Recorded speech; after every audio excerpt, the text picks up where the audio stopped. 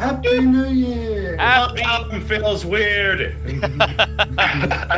Welcome back, everyone, to yet I'm actually here. Yes, Remy's here this week to yet another session inside the Tomb of the Nine Gods here in our Tomb of Annihilation campaign.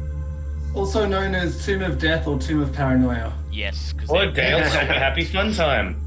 So, we took a break last week because most of our players weren't able to join, but we're back this week, and I believe since it's been 2 weeks, I should probably give a recap of the last session. So the last session, you explored more of level 4 of the dungeon, the Chambers of Horror, and you uncovered several things of note. The first being a mysterious mirror that serves as a portal to an extra-dimensional holding cell. You were lucky upon activating it in that the first cell you checked was empty, and the second cell contained Lucanu, a Queen's Guard from the time of Omu when it was at its peak, who is concerned with nothing more than finding Asarak and avenging her queen and the rest of her Queen's Guard. She proves to be of some use, as she seems to be relatively capable with her greatsword, but so far you found that she's sort of unpredictable and perhaps not very amenable to taking orders. It was then that Sir Lucian had the fairly interesting idea of detaching the mirror from the wall by having Onyx remove a portion of the wall itself and carrying the mirror along with you on his flying carpet, so that in your spare time, Zinhorn, or whoever else was willing to do this, was able to study the mirror to try to get a fix on who the inhabitants of the other cells contained within the mirror are, whether they may be more friends willing to aid your cause and not dangerous enemies.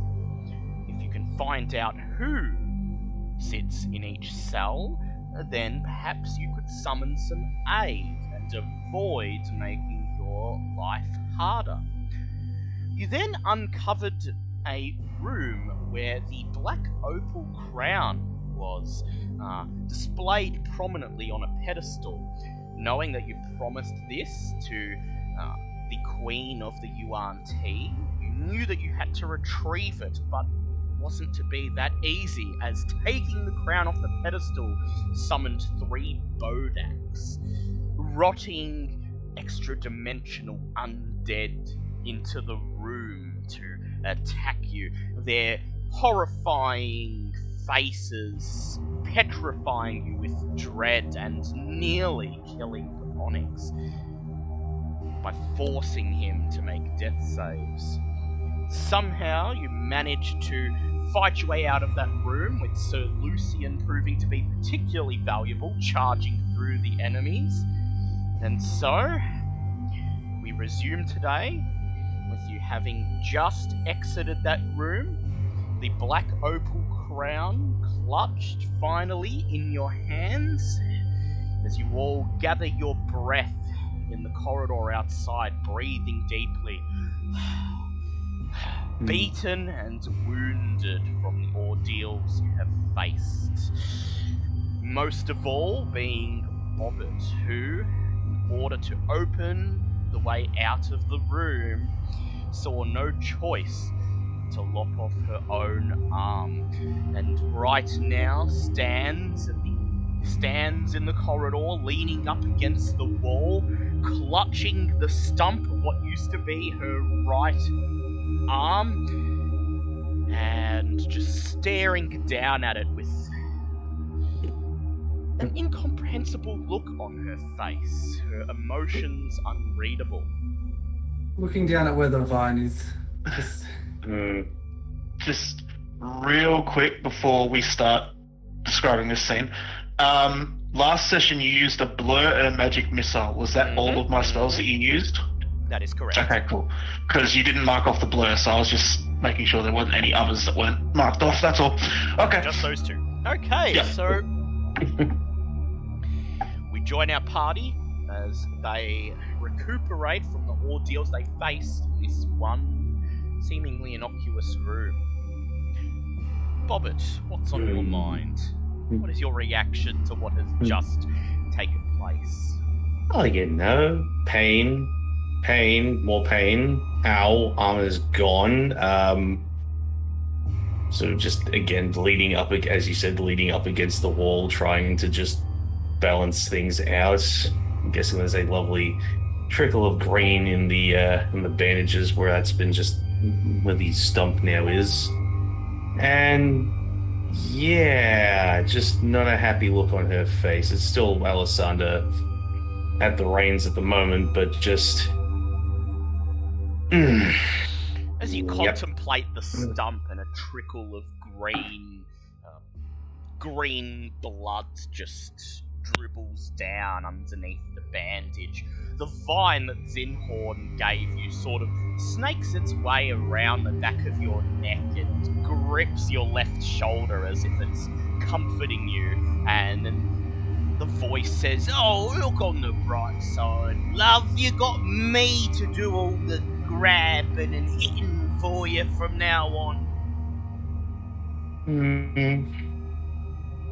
I suppose it will do as a temporary replacement. I hope more than temporary. I'm liking this new gig. Much rather be attached to someone who's a bit more pleasing to the eyes than Mr. Hoity-toity elf over there. No, don't take it the wrong way, but as lovely as you are, and you are a very unique specimen, future replacements are going to need to be a thing. Can't work on one arm forever. And just sort of pauses for a moment and goes, it just sort of pauses for a moment, it's like, interesting. She's just contemplating her arm, and the vine says, "Well, I'll have to do extra sure to impress you then, eh?" As he says this, the head of the vine snakes over the front of your neck, pointing once more towards Zinhorn, and says, "How about that, Rowan? I guess we's rivals from now on." The vine that still hangs from Zinhorn just sighs and says, "Oh, lovely." So you have several options from here. You do have a passageway that seemingly leads down to level 5 from the central chamber of this level. There is also a corridor leading to the east that remains unexplored, along with whatever rooms may branch off of it. A small portion of this level, to be sure, but it's up to you whether you feel you'd like to fully clear out this level, before you head on down, or not.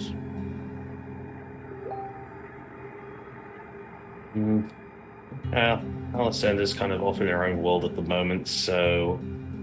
We still need to find a key, don't we?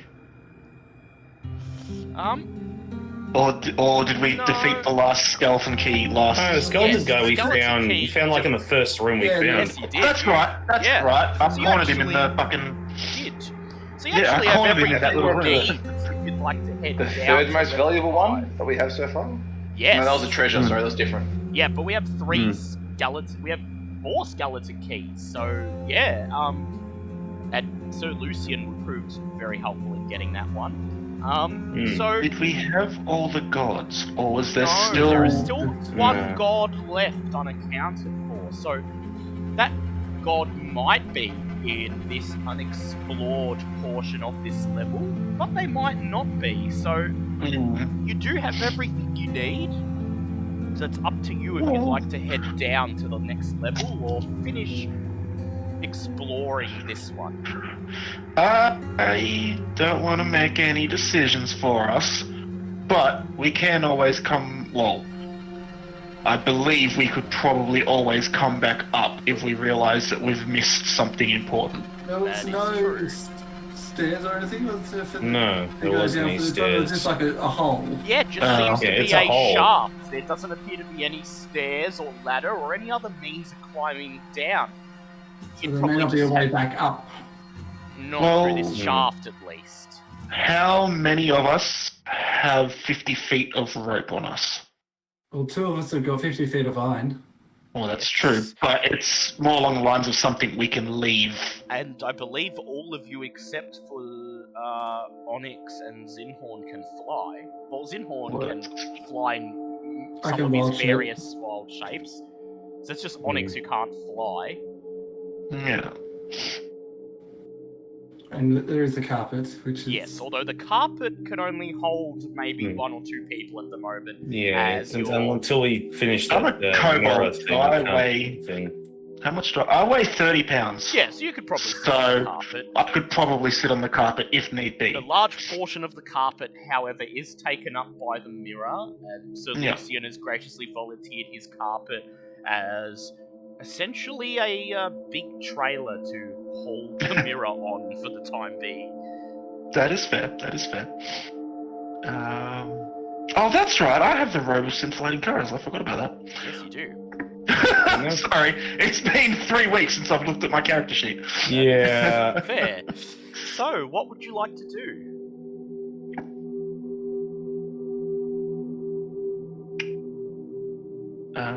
Zinhorn's at least going to go and have a look down the corridor that we haven't... Yep.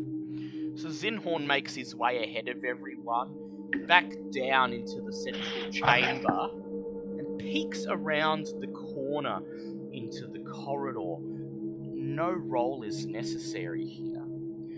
You see, the corridor appears to be empty in terms of nasties. There aren't anything... There isn't anything that immediately triggers your sense of paranoia. There's no spider webs, no pressure plates that you can see. This corridor seems to be mostly bare. The walls have no markings. The floor is relatively clean, save for, of course, the scattered shards of bone that permeate through most of this level. At the very end of the corridor, you can see a green, grinning, bearded devil face with a big black hole for its gaping mouth.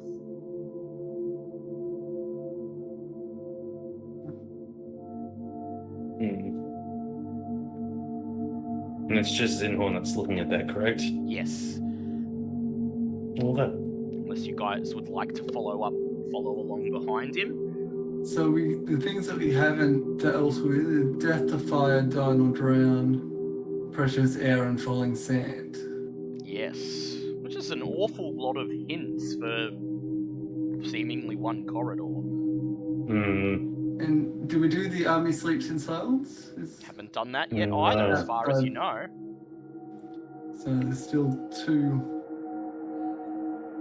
Ah, dear. I'd like to point out that if as we're moving, Alessandra and Bob are just sort of sitting, like just having the Minotaur skeleton carry her around because she doesn't feel like walking at the moment. That's fair enough. You have said that the gods can communicate to each other, They can't they? can, if they feel Yep. the need to. So Onyx is literally just tailing Ava because Yeah. Ava's god is the do as I say, and my god is the I can't make a decision. And in Shrewd Papa's, in Ava's head, Shrewd Papa's Zottel is just relishing in this and saying, yes, yes, a servant as he is fit to be. We have made it, Ava. We have made it. Keep a watchful eye on him. And as you walk behind Ava, you just occasionally see her turn around and peek over her shoulder, perhaps ensuring that you're still there. Oh, dear. So, you guys, Zinhorn tells you that this corridor appears to be relatively safe, except, of course, for the grinning devil face at the very end of it. What would you like to do? I will be right back. My food just arrived. Yep. Yeah. Do we want to make our way down to the shaded sections of the corridor? Yeah, or if you're going to explore this portion of the level, Oh, sorry. Have we long rested yet for at least 8 no, hours? haven't had a Or- long rest yet. No. Have not rested at all since the last session, No. so... I mean, Do there we is, want to take the opportunity? yeah, you can take a short rest if you like, or even a long rest. Doing it? I mean, we could barricade ourselves inside this room. I don't know if it plays a part in the whole story, but, I don't think enemies are going to come chase us down. Well, there are the four-armed gargoyles in here, but they don't seem to be on the offensive. They've been placated with the gifts you gave them. But is anyone in desperate need of spell slots? Because that would really sort of be the only reason for a long rest. I think you guys might have enough hit dice to recover with a short rest. Yeah. Yeah, I just wanted to do my merge with stone ability, so I can at least sneak through walls in this cavern. Yeah, that's thing. that's right. You do want to have that ability. You do want to have that ability. Only thing I don't have, I used both of my 5th level spells to produce the aging. Yeah, I still need one. Oh yeah. So it's entirely up to you guys. Short rest, long rest, or press on.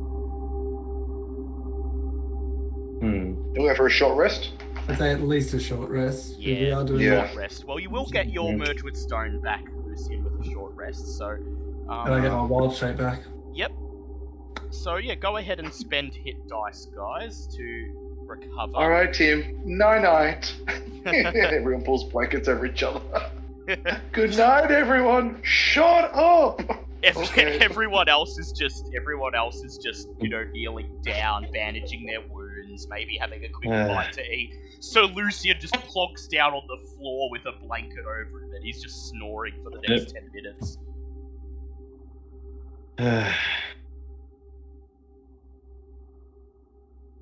So yes, if you need to use any hit dice, go ahead to heal up. So Lucian, you may as well use your second wind, because you get that back at a short rest, so consider that a free hit dice.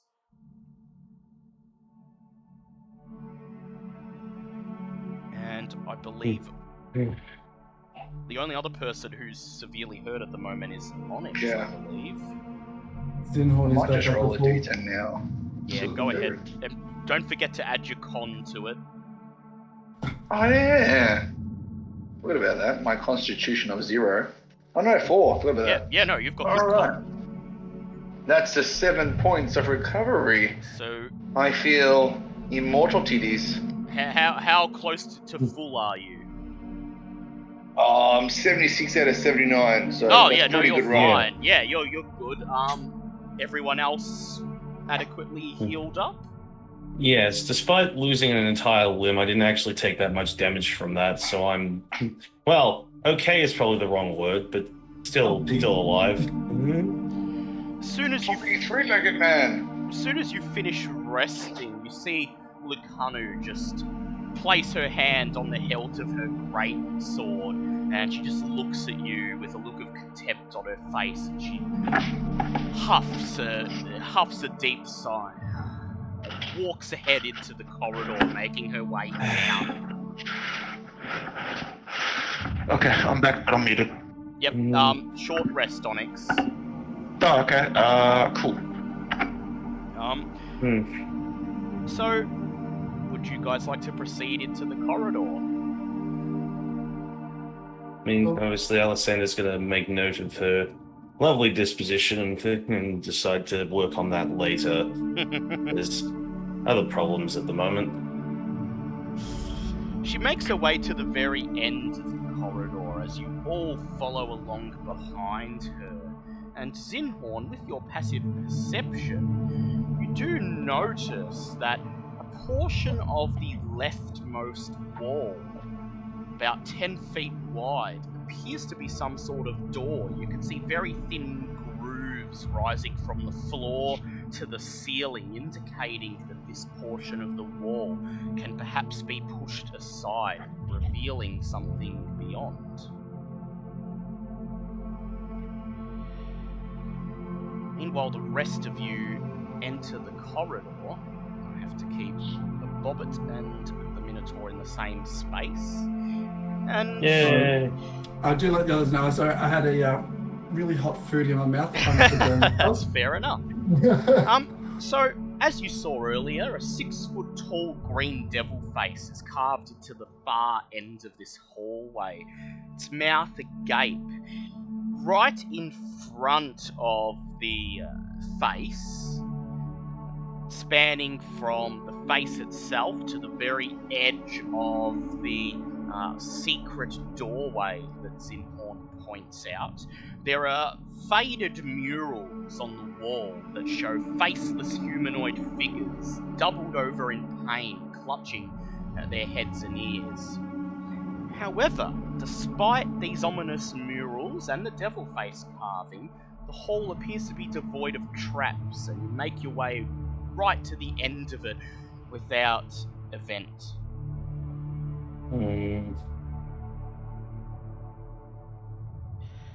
There is the secret door, and of course the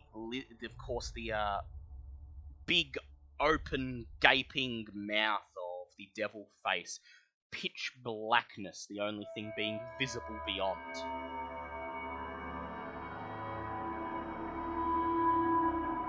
Yeah, definitely don't want to mess with that. Turn the music down a little bit, 'cause it's a little bit louder than I thought it was. Yes, I will turn that. No, that's me. It's me. I'm like nearly full, so I'll just. Yes. So what would you like to do? You see Lucanu just staring at the devil face, her hand still clutched on the hilt of her blade, and she bites her bottom lip, narrows her eyes as she contemplates the visage, not touching it. She looks over her shoulder and she says, "These must be the emblem of Asarak. If I had my way, I would destroy everyone we came across." Just a very weaker voice from further back going, "Yes, and most of them have either had some sort of devil or some other horrid nightmare inside of them, which is why we are trying to not touch them." Ava instructs Onyx as they walk down the corridor to just tap on the wall with his mason's tools to see if there's any irregularities. Yep. The wall with the mural, or the one that Zinhorn pointed out? The one that... Oh, what did Zinhorn point out? Sorry, I must have pointed out that there's a secret passage behind the leftmost. Don't worry then, sorry, I missed that part. Okay. I'd like Zinhorn to please make a perception check to listen. That is a 22. 22.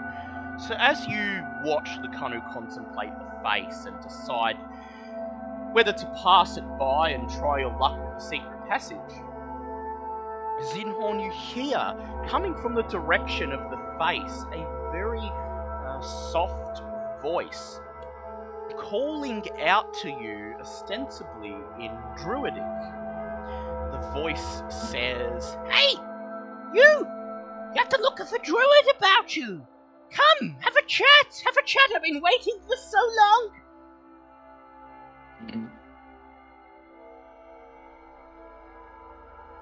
Sort of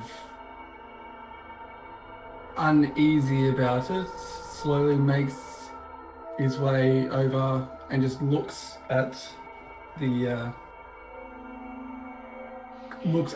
face, looks into the darkness. You look at the face. As you draw closer, the voice says, Yes, that's it. Don't worry, I won't bite. I'm a bit too small for that. And You squint, standing next to Lucanu, and you see that she notices the same thing that you do, that in the pitch blackness beyond the gaping mouth, you can see two tiny pinpricks of light, perhaps the eyes of a tiny creature. Reply in Druidic. Who and what are you? The voice calls back, just nothing more than a little iguana.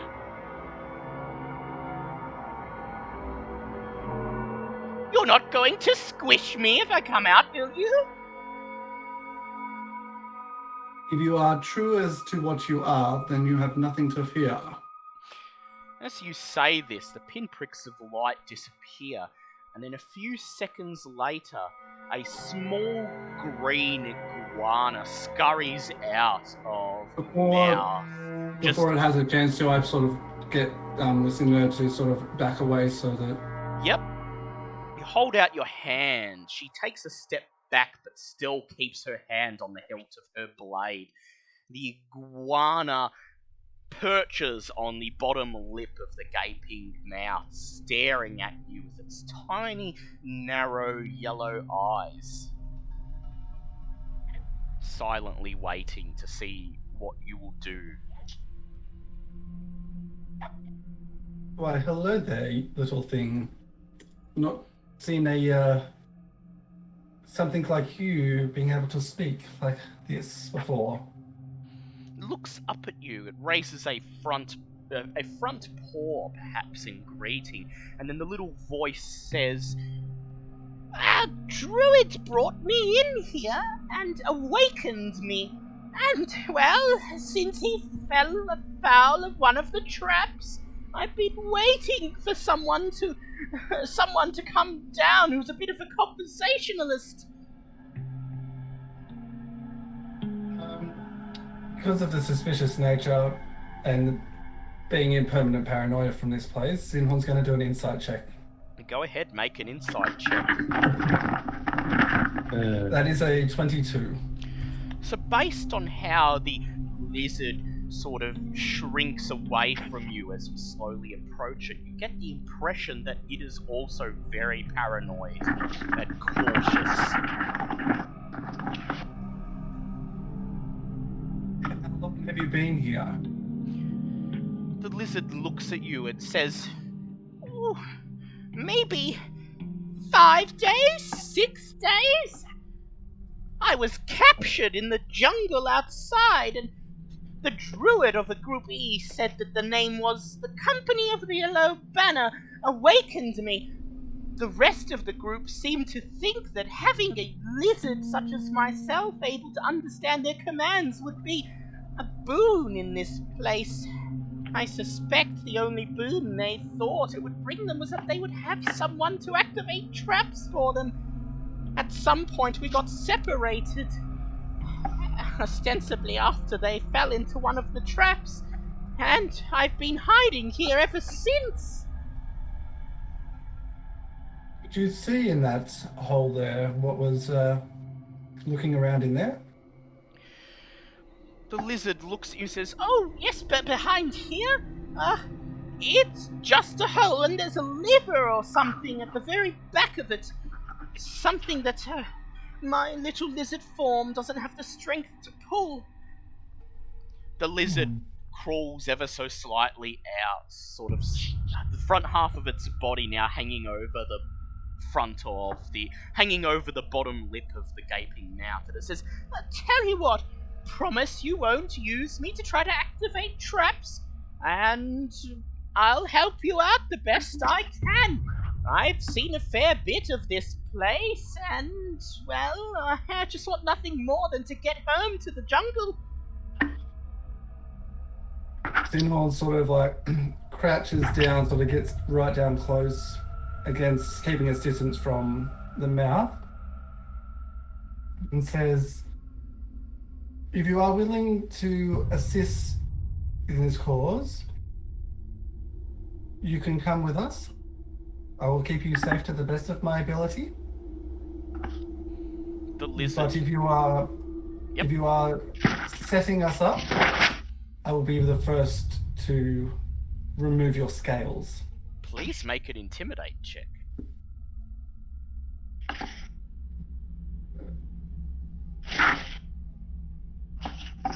That is an 11. The lizard shrinks away for a little bit. Now only its head poking out of the mouth. It looks at you and flickers a forked tongue in your direction as if tasting the air, and then it quickly nods and says, "Oh, no, I would never dream of it. I'll come with you. My companions went down to level below. I scurried all the way back up the shaft. I'm sure I can be of some help. Just please keep me safe, and when we get out of here, promise me you'll return me to the forest. No harm done. I've no interest in being anyone's pet." Xenon just looks and pops his arm towards the ground, saying, "Okay, we have a deal. Climb up." The iguana tastes the air one more time, and then he places a paw on the back of your hand, and then a second paw, and then looking from left to right, his gaze lingering on Lucano for a moment as she narrows her eyes at him. He scurries quickly up your arm and buries himself under the sleeve of your tunic. By the way, if you are going to be tagging along with us, I should probably know your name. He pokes a head out. He looks at you and says, "Name? I know not such a thing. What did your previous group call you? They merely called me the lizard or the reptile." Well, we'll have to come up with something a little bit more appropriate. "What be this name that you speak of?" says the iguana, its tongue flickering out in puzzlement. A name is something that others call you. See, my name is Zinhorn, so that is, if people would like to inform me or interact with me, they will use my name. The I don't want to just be looking at you and saying, "Oi, you," or the lizard. I'd have a much more suitable something to call you if you would have something in mind. The lizard nods, seemingly in understanding, and it says, "My previous companions said they were called Company of the Yellow Banner. I suppose that would be their name." He flickers his tongue and he says, "As for myself, in the wild I was known as..." Sorry, that cut out.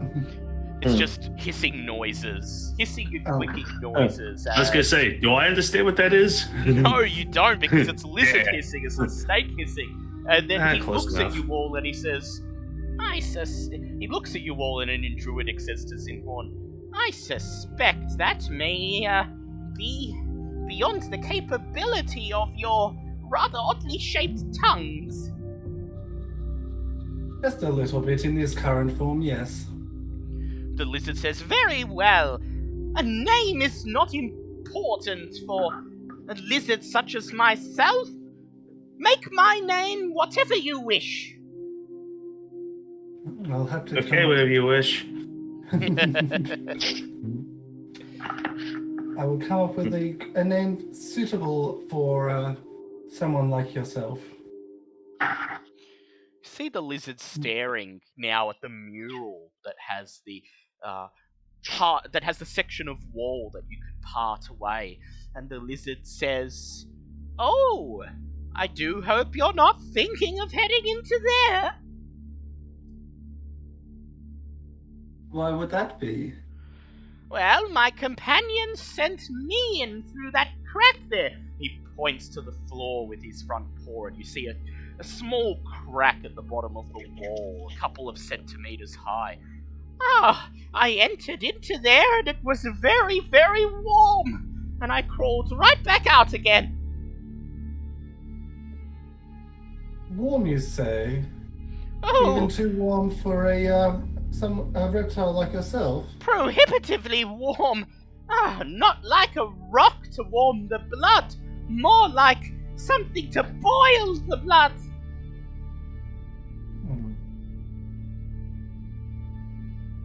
Well, this meeting has already come up with something good to know, so we appreciate that. I think I'll call you Stormfly. The lizard just nods and says, "If it suits you, I shall hide here, so that if you enter there, I have protection from the heat." And he tucks his head once again under your sleeve. That is very fine. And then turn around and look at the others who have no idea what's going on, Yeah. and explain our new friend. Yes, explain what he told you and why he's here. See Alessandra just sort of roll her eyes and go, "Lovely, another weird animal companion." Just as she says that, you just notice there's just a small frog still sitting on the brim of her hat. And as she says it this, say- the frog just reaches up and tips its top hat towards the rest of the group. Did it say it's only been here 5 days? Yeah, about that. Although, keep in mind, Huh? it is a lizard, and there's no way of telling the length of time down I was here. gonna so say it because could be totally we've been wrong. here. Yeah, we've been here about 5 days, and the only people We've that been were in hiding front of now. us to try and get here were the bloody Fae. Yeah, well, keep in mind, as a lizard, and Zinhorn informs you of this, the main way it tells the time is based on temperature, whether it feels cold or hot. And this far Okay. underground, that might not be an accurate way of Yeah, well, gauging considering the passage of time. considering every single member of this yellow banner we've come across has been a skeleton by now, I'd say it's just a little bit longer. Yes. Thinking, I also The mentioned fuck? about the lever in the skull. Yep. You I dare read- say that would. Yep. Yeah, so who'd sorry. like to pull it? I'm not willing to sacrifice another arm. I'm good here. I kind of need both of mine.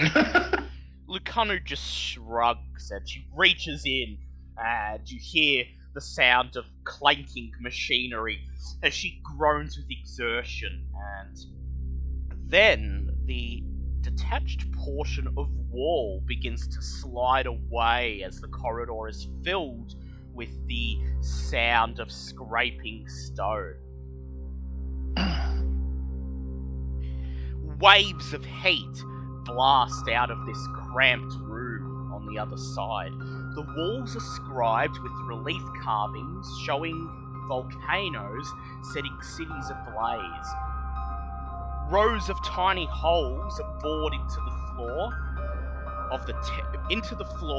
and the 10-foot high ceiling. A human skeleton embedded in the opposite wall holds an iron sconce that currently has a burning red candle in it. The intense heat buffets you, almost daring you to step into the room itself. I just look to my little friend and say, I hope this won't affect you too much, and I'm going to do my once per day armor of Agathes, Yep. Ooh. which surrounds in spectral frost, so it's Yep, protecting you from the heat. And as if responding to you doing this, you feel the lizard scurry further down your clothing, eventually coming to rest somewhere underneath your armor, burying itself in the folds of your tunic, just above your chest. apologies for the cold, but we need it to protect from the heat. So you're saying it's just a small candle sitting on a sconce, correct? Yep. There's a skeleton embedded into the wall that's holding up the sconce, but yeah, aside from that, there doesn't appear to be anything else in the So room. this, Aside from all the tiny um, holes in the floor and ceiling that you could see without even entering this room. Oh, that's kind of lovely. I would assume this might be the death to fire portion of that first sentence. Perhaps. Well, So would you like to enter, or is this intense heat enough to deter you?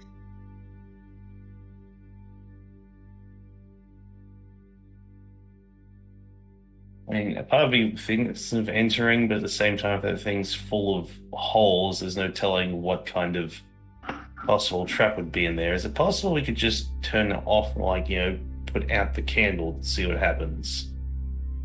Perhaps. How would you like to do that from here?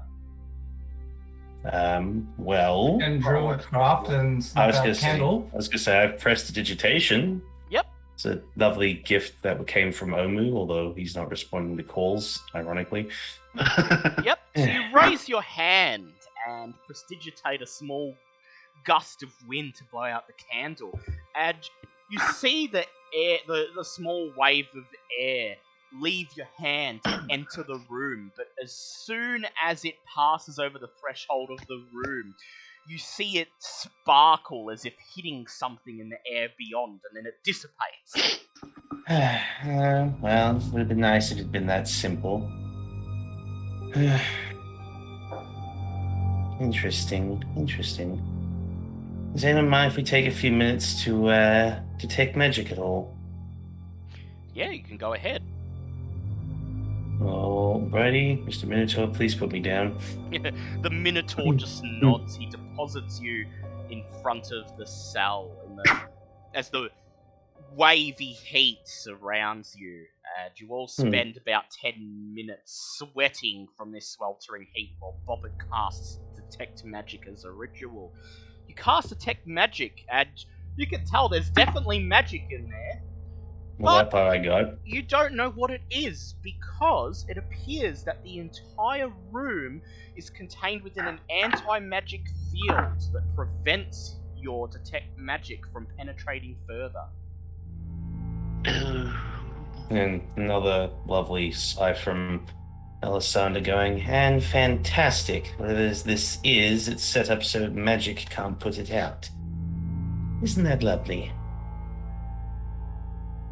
Well, Xenon's just going to cast a mage hand within the room next to it, just to see if it's just going through, or if it's something on the inside works, or... You attempt to cast your mage hand, but it does not appear within the room.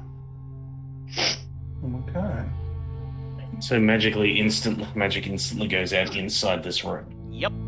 By the looks of it, Lucano shrugs, and raising her hand to block out the heat, she says, "If this does not lead to Asarak, I vote we move on."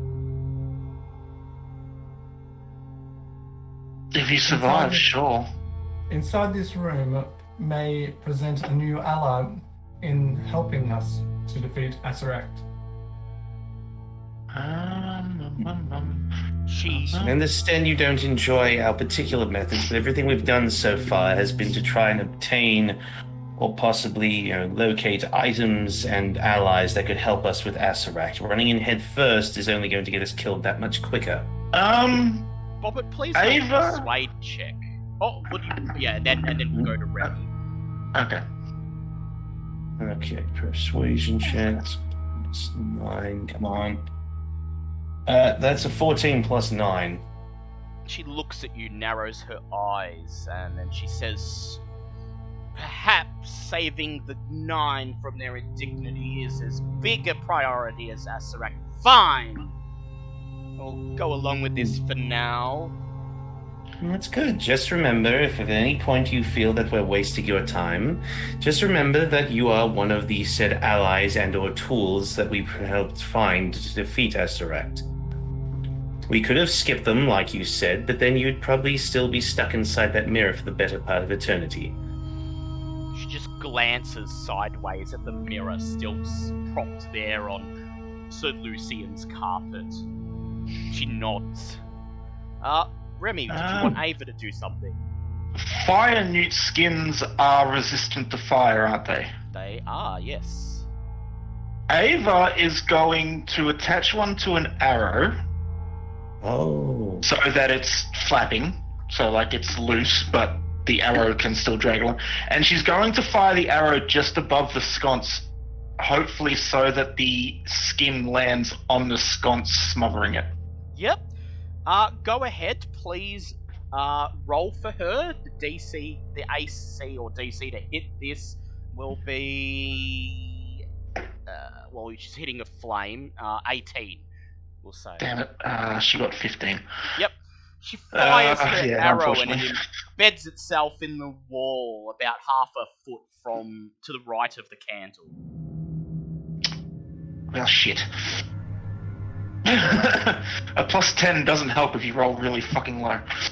Isn't that always the way? Yep. Would you like to Is enter the room so you can extinguish the candle by hand? It's looking like that's what we're gonna need to do. I don't suppose anyone here is fire resistant at all.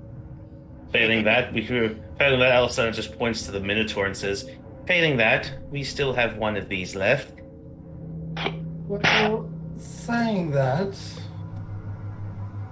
I do have my ability to change. Yes, into something. Yes, but that we is want to fire try and resistant. keep that as... No, obviously we don't know what's further beyond, and we'd like to hold on to that if we can. Well, last ditch effort, we can use this. Just saying, skeleton Minotaur designed completely to be expendable. Wish I found that. And you do have one spare, one that's not... I have an idea. What's your idea, M1? Has anyone got a flagon of water? I was Oh, just yeah. about to say, Yeah, we've I was got gonna say, we do that have- horn. Yeah. Got that horn that makes 50 you know, meters. water's very conductive with the right spells of thunderballs and We whatnot. can't use magic in that room. Yeah, there is an Um, anti-magic field in there, but if you could get the water from here onto the candle, then yeah, you could put it out. Well, let's just smoke them out. You want to quickly Here's run what in? I'm You doing.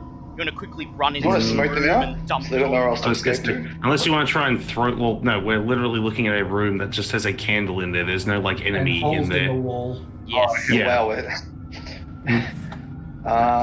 We're just worried that those holes in the wall and ceiling and everything is a potential trap, which is why we're trying to find a way to put the candle out without being Is it in the room. worth me merging with stone with the floor to go get the candle, and then using that as my movement? You could do that, yes. I mean, I wanted to save for another time, but that might Yeah, be well, the best can- opportunity. If Again, someone Onyx- wants to risk just quickly running in there and dumping water on the candle, Yeah, like the Can- Minotaur. Yeah, true. Just send the Minotaur in I there. like Yep. the Minotaur.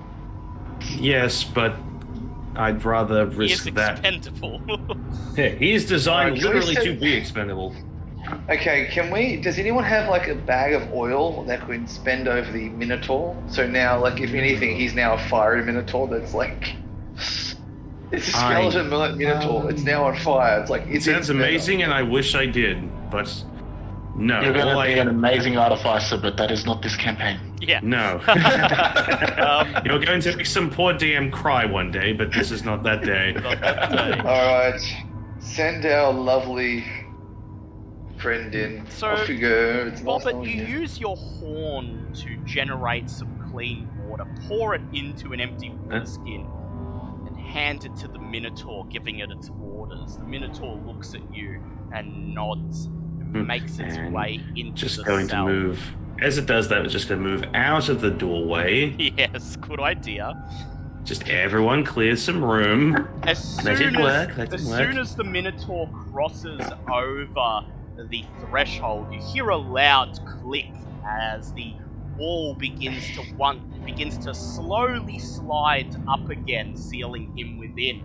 And before it blocks out your view of the Minotaur, you see all of the holes in the roof beginning to glow bright orange, and just before the wall slams shut, trapping the Minotaur inside, you see pinpricks of what must surely be molten lava dribbling down through the holes into the room below. The Minotaur is going to make a dex save. Oh, shit. Dex, he got an 18, that was 2 less than he needed, unfortunately. Damn. Of course. And he well. is going to now take 4d10 fire damage as Oh! he is blanketed by Who's happy we didn't go in there? molten lava raining down upon him. He takes 26 points of damage. This is not enough to kill him. And even though you can't see He's this, gonna be so pissed coming back. he is. Even though He you was can't designed to see die. this, on the other side of the stone wall, he's being buffeted with droplets of molten lava, but he weathers this assault, presses through, reaches the candle, and then dumps the water skin right onto it. The water dribbles down and snuffs out the candle. And then, all of you are instantly teleported into the next cell. Oh, Okay. yay. Not the Minotaur? Yay! Minotaur as well. Oh, God, that's going to be tight. Yeah. Okay, so I'm just gonna put down that Ava did lose that fire newt skin. Everyone crammed into this freaking room. It's like, yay. You all instantly appear in a cell that smells moldy, somewhere beyond the cell of excruciating heat. Its damp walls are covered with living snails and oysters, and feature sculptural reliefs of tidal waves destroying coastal cities and ships. A merfolk skeleton embedded in one wall clutches an iron sconce fitted with a burning red candle. Suddenly, as you all attempt to jostle for space in this incredibly cramped room, lukewarm water begins to pour into the cell through rows of tiny holes in the 10-foot high ceiling. This sounds really scary and deadly, and this is probably the point where I just go, hey, you know how I've been casting water breathing as a ritual every single day? I've been still been doing that every single day. Well, except for our poor mirror friend. She's probably fucked. However, as you appear in the room, your water breathing wears off as the anti-magic field anti-magic. dispels it. Well, I would like shit. everyone Well, to roll nice to for die. initiative, please. well, we're dead. So roll for initiative. Yes. Yeah, we're in a race to try to not drown before this friggin' thing kills us. So Right. rolling for initiative, is that what you said? How many holes of water? poking out? Everywhere. Hundreds of them. Oh, okay. Yeah, we can't Everyone, plug that. fingers, go, toes, Or you go. could plug some Oh. of them to try and slow it. Onyx got a 5. Onyx got a 5. Okay. Ava got a nat 20. Ava got a nat 20. Zinhorn. Which makes it 25. Alisander. 28. 28. Okay. 12. 14. 14. Okay, Zinhorn. You can act. So basically, all that's in this room, we've got like barnacles and stuff. Yep, you've got living snails and oysters all over the walls. There is an iron sconce fitted with a burning candle. Death to fire. With a burning drown, candle. Or drown. Yes. So I'm guessing this is the drown side of things. Dine or drown, though. Dine or drown.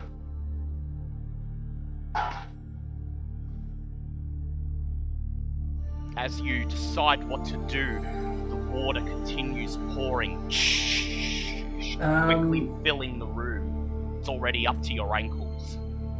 Zinhorn's just going to talk to his little friend and say, have you been into this room yet? You feel the lizard shake its head. Also, is my Agamet thing still up? Or? No, it has dispelled. It's still- Okay. Dine or drown.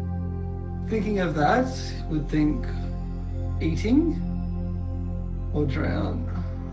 Sinon's going to pick up a snail. Yep. And say, do we eat? As you reach over Did you and say pluck it's snails and clams? oysters, Mhm. yeah, snails and Oysters. oysters. Zinhorn, as you pluck a snail off the wall, you feel something in the air in the room shift, and the anti-magic field dispels. Oh, Okay. that's Water's fun. still coming out. Water is still spilling into the room. So that's your turn done. You pulled the snail off the wall. It's now the water's turn. The water continues rising. It's now up to everyone's knees, filling rapidly. It will submerge you in mere seconds. It is Ava's turn. If it's up to everyone else's knees, that means it's up to my chin. Yeah, it's up to your chin. Yeah, I'm not doing that much better. I'll just... Well, you're an adult now. Oh yeah, I forgot about that. Yes. Have an issue. Ava is just going to tell Onyx to eat a clam and tell her if it's safe. Yep. Okay. And that's her turn. It is now Sir Lucian's turn. Aha. Well, so Lucian, so we've got a merfolk bloke stuck in the side of the wall Yep, holding a burning, skeleton. He's holding up the flaming candle. and Now, this snuffing water out is the not candle. touching the candle at all. It's not yet, not quite there. A few more seconds it will be.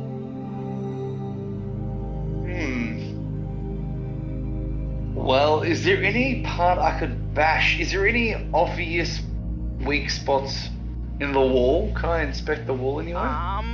Very possibly the part with the skeleton, as portions of the wall have been dug out to make a spot for the skeleton to be embedded. So if you'd like to try and bash that portion of the wall, you can go ahead. Yes, please. Alright, please roll an attack for me.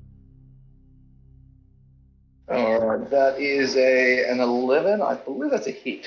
Yep. You walk up to the wall, you groan with exertion and swing your sword into it. Your sword smashes into the wall with full force now that the anti-magic field is dispelled, and create a small hairline crack in the wall. Again. It is now Alisander's turn. Well, they said eat the thing, correct? Yeah, well, that's what Ava called out.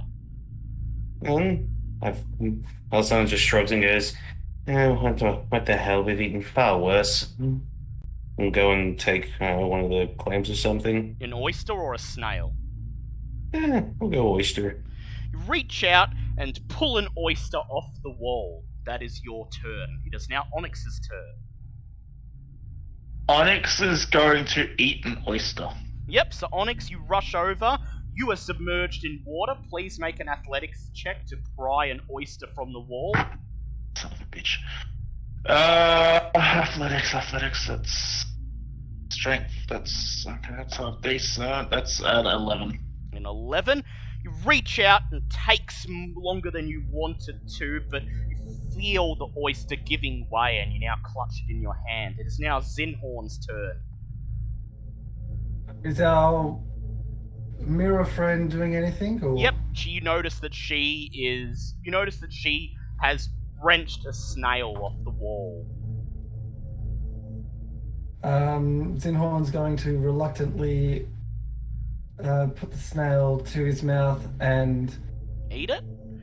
slurp it out of the shell. Yep, you raise the snail shell to your mouth and suck it out, feeling the slug, the invertebrate, falling into your mouth, and then closing your eyes and bracing yourself, you crunch down on it with your teeth, feeling it squelch sickeningly under your teeth as the water continues filling the cell, rising now to your chest and snuffing out the candle as you swallow the snail and feel it make its slimy way down your esophagus. You are all teleported into the next cell. Oh, so only one of us had to eat it? Yep, it's just the type of thing you ate determined which cell you would be teleported into. Oh, joy. Wait, so what would have happened if we'd eaten the clam first, or is this just that we're not going to find out? Won't find out. Well, maybe Well- when we finish the puzzle, we can ask that. Yeah. Yeah, fair. Okay. You Zinhorn just immediately You immediately begin to choke as you appear in a room with no light, no sound, and no air. The anti-magic field is active again, and Zinhorn, you immediately feel your armor of Agatha snuffed out once again. I'd like everyone to make con saves. Come on, if now's the time to get a con save. That's an 18 plus con save. That's 22. That's 16 for Onyx, and I'm picking a different fucking dice to roll for Ava because I'm not getting her fucking killed. It's a 19 for Ava. 18 for Alessander. 18 for Alessander. I will roll. Wait, does this count as a magical effect? Or just... no, there's just no air in the room. Damn. Okay. So those of you who passed, the DC was 16. Yay. Thank God I got 16. Yep, so everyone passed. You take 13 points of damage from suffocation, and then you immediately hold your breath. You now have a number of rounds equal to your Constitution modifier before you begin to suffocate. Oh, shit. We're going to continue the initiative order. Zinhorn took his turn last. It is now the room's turn. So, yep, this round. You have 2 rounds left after this. It is now Sir Lucian's turn. Sir Lucian just begins... raises his sword and begins poking it around, trying to find anything in the darkness. And you hear his sword clank on the walls, and he barely manages to avoid striking any of you or the Minotaur with his sword as you're all cramped in this room. And after a few seconds seems to determine that the dimensions of this room are exactly the same as that previous. It is now Alessander's turn. Okay, so can people with dark vision see anything in this, or are we... People with dark vision can see nothing. It is completely pitch black. Fuck. Guess who has a way to see? Woo! Is it It's magical? my turn. Man, it's my turn. Man. Yeah, Oh, is that's it actually a magical? good question. I'll ask when it's my turn. What would you like Okay, to do, so- Alessander? So no air, complete pitch black. Can I hear where Sir Lucian's looking around? Yes, you can hear his sword clanking off the walls. Please make a perception check. Oh no, I was gonna try... Oh, no, I suppose I'd still need... Well, I you was still gonna get say, to can I take try a and turn. investigate? Yeah. Okay. It's a 15 on perception. Yep. Okay. You are able to determine whether he's hitting something close or far away. So if you'd like to make an investigation check, you could now do it with advantage. That's good, because I'd really like to be able to find something in this room. Okay. Well, the first roll was a 19 plus 4, but I'm going to try and roll again just to see if I can get the 20. Yep. Nope, I just rolled 19 again. Okay, so it's still a 23, and I will be ordering the Minotaur to try and Yep. work with me on this as well, because all the help is necessary. So you've following Lucian's clangs, you determine that the walls are not exactly flat, and so you step forward and start reaching out with your hands and determine that there are some sort of carvings on the walls of this dark cell. Based on what you can feel, they appear to be sculptural reliefs showing tornadoes uprooting trees and tearing cities apart. And a type of skeleton, humanoid, but perhaps not human, as you can feel what you think are wing bones, is embedded in one of the walls. It's holding an iron sconce bearing an unlit candle. Yes. Can we use the gods to try and pass this message on? So I try and think of a way to try and Yes. light a fire without any goddamn air, because... You speak to the gods, resident in your head, and they immediately disperse the message to everyone else. Meanwhile, you hear Lucanu raising her sword and beginning to slam it against the wall, not trying to determine if there's anything to check like Lucian. It seems as if she's trying to smash her way through the solid stone. Yeah, she's not useful at goddamn waters. It is now Ava's turn. Sorry, I forgot Ava's turn. It was meant to be Ava's turn before Ella set. It's Lucian. Alright, Ava's gotta do something. She does have the message about trying to light a fire. What? If you think that is how you... If you think that's what you need to do. Oh, yeah, got the message, yeah. Otherwise, she could try to identify the skeleton.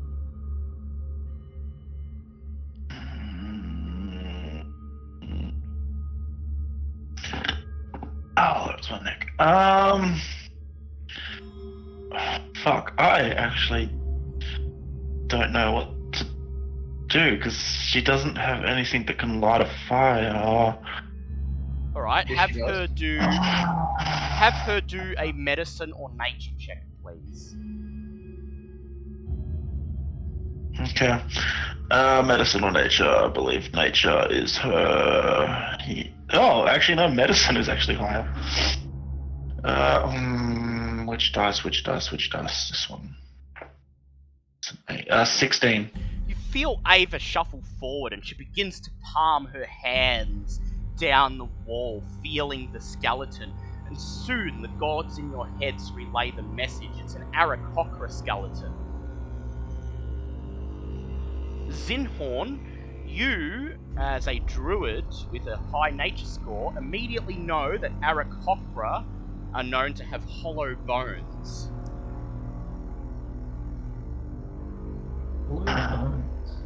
Oh! The bones will be sealed. It is now Onyx's turn.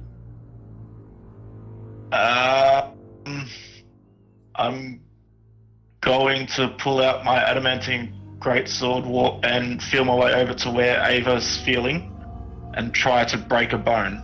Yep. Please make an athletics check, or you could try to use your mace's tools if you'd like. It is dark. You could probably still use them. You'd get disadvantage on the roll, but that might be hard. That might be better than trying to smash a bone off.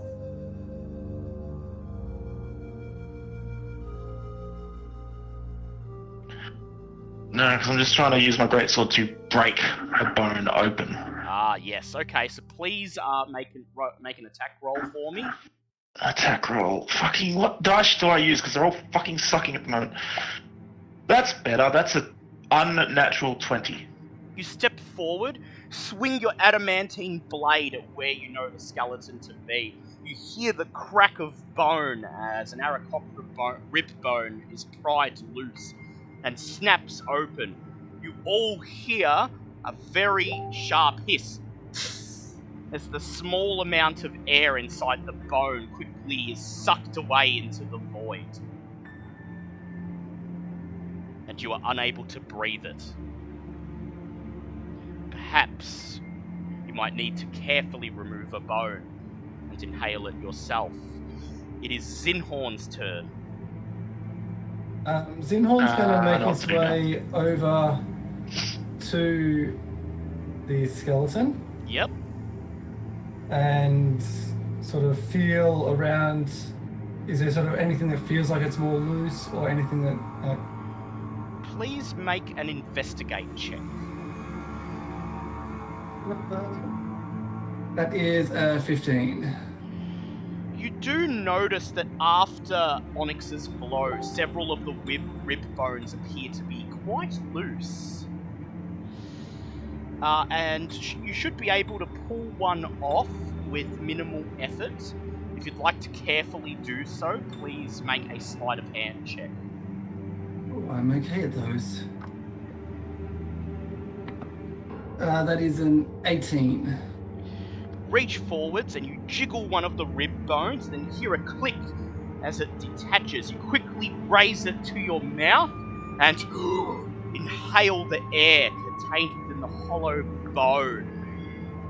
You were all instantly teleported into the main room beyond. Hate this place. Yeah. Just moving all of your tokens into this room. So you skipped the last cell, thanks to that. You all spend a moment gasping for breath as your lungs fill with air, as you find yourself appearing in a tomb filled with terracotta warriors, kneeling in neat ranks around a polished wooden coffin. Between the warriors, 4 aisles scattered with broken pottery lead up to the coffin, whose painted lid shows a leopard with serpents sprouting from its shoulders. Zinhorn just checks on his on Stormfly. The lizard nudges your chest with his paw, indicating that he seems to be okay. Oh god, how's the frog? You look up at the frog and he's gasping for breath. He raises his cane, opens his mouth, and in a breathless voice says, "Hello, my baby. Hello, my honey." Rosanna just sits there and goes, "Oh good, I haven't heard from Bobbit in a bit, and I'm sure she'd be upset if it died." Ava raises a finger to her beak, remembering that the warning says that the army sleeps in silence. Yes.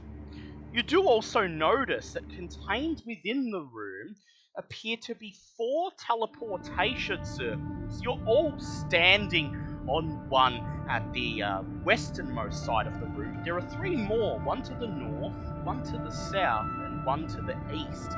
And as you see these, Onyx, in your head, Unk warily suggests, "Oh, I don't like this. Let's leave using one of those teleportation runes. Although I don't know which one is best."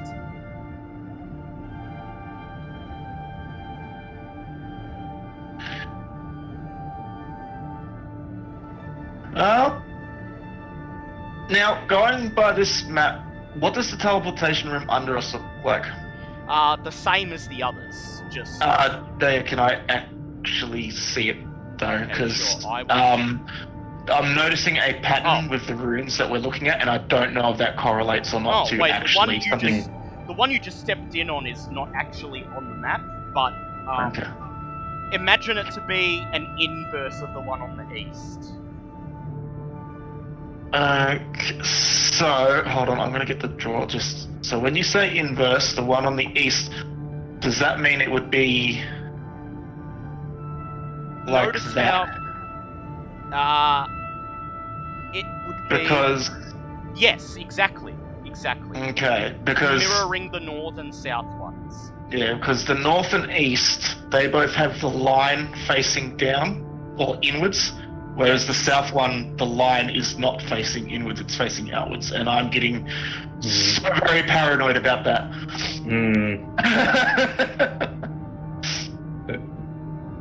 Is there anything else we notice about this room apart from the lovely ruins? Aside from the coffin and the terracotta warriors, no. Okay, now... You could count the terracotta warriors if you like. I'll be right back. Sure. Why not? Bobbit, please make an intelligence check. If only Bobbit was here, she'd enjoy that. Oh, I see, Alessander. 17. There, you quickly do a count of the terracotta warriors standing in formation around the room. There are 48 of them. I wonder if this might be the wondrous army sleeping in silence. Perhaps. What would you guys like to do?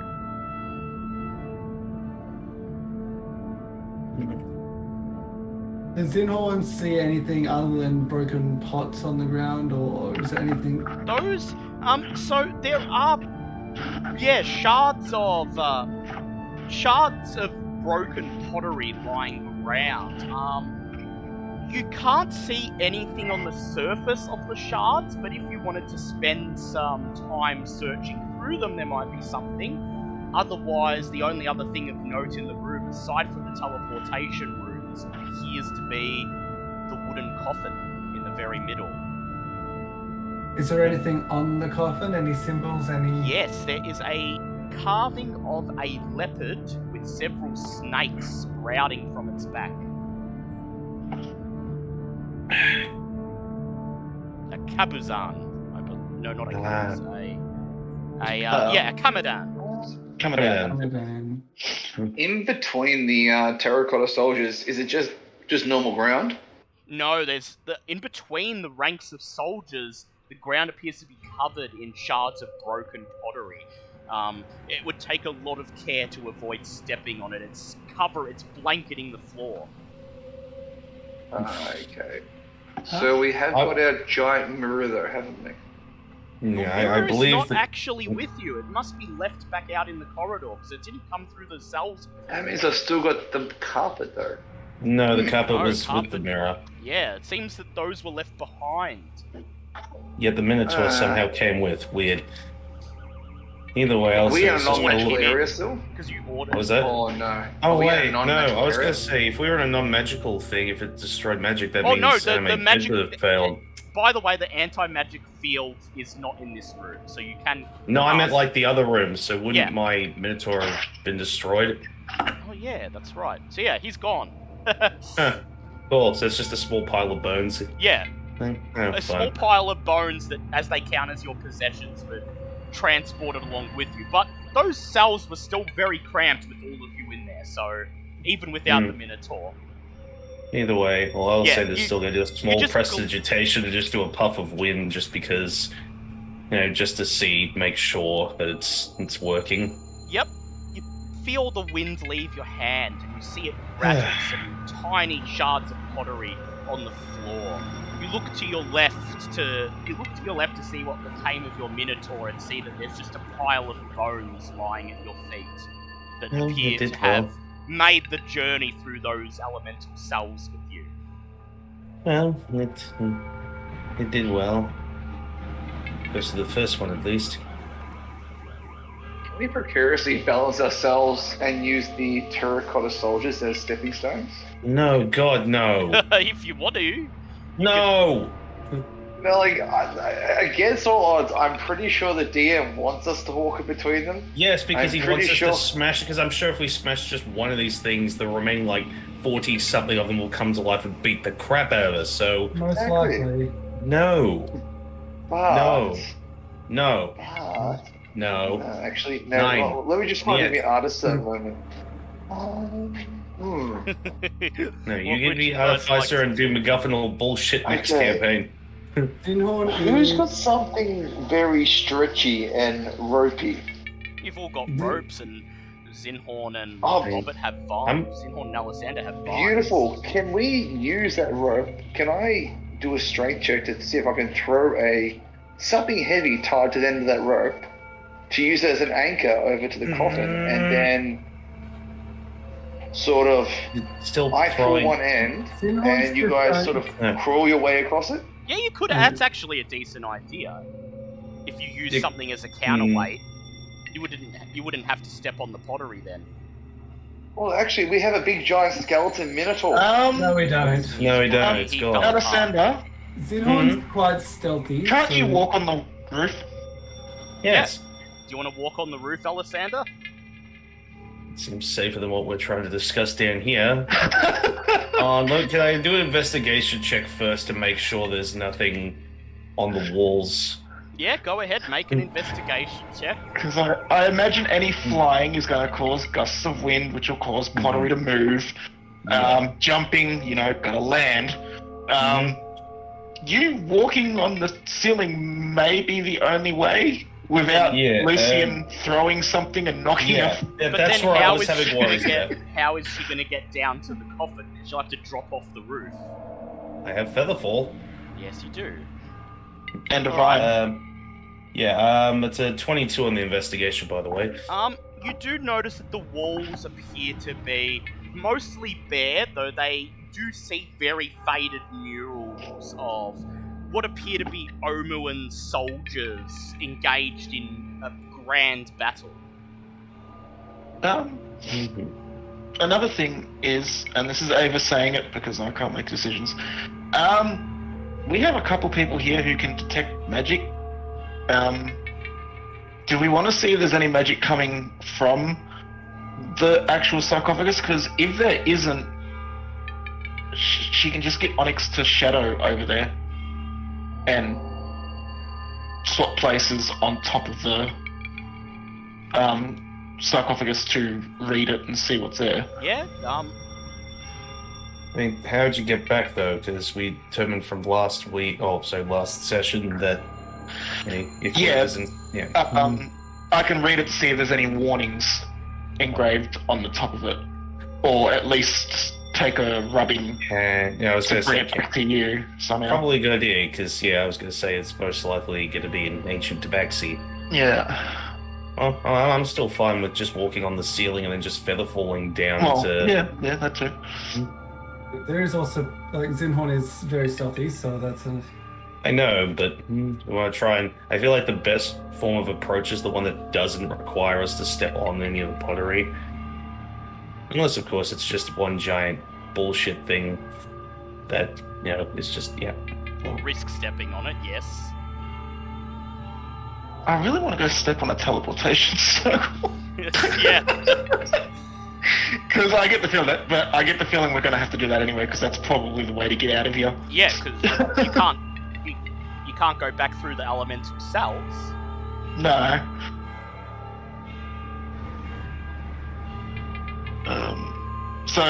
Yeah, Onyx and Ava are both happy to either wait here for Alessander to Yep. go over, or for a detect magic to see if that opens up any new solutions. Sorry about that. What are we up to? He's asking, would you like to cast a detect magic before you climb across to there? As long as everyone's happy to wait another 10 minutes. As long as we can convince Lucanu not to Make any rush sounds. forward. And as long as we can stop Lucian from throwing something across the room.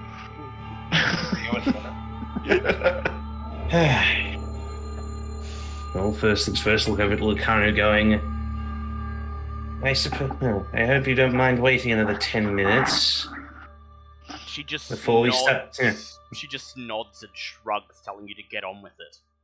Wonderful. That's about as good as we're going to get for an answer. You waited Fine. nerve-wracking 10 minutes as Bobbit crawls down to the floor and draws out a ritual circle and begins to recite the detect magic ritual. I would like you to please make an Arcana check as you're trying to whisper the words, I assume. Yep.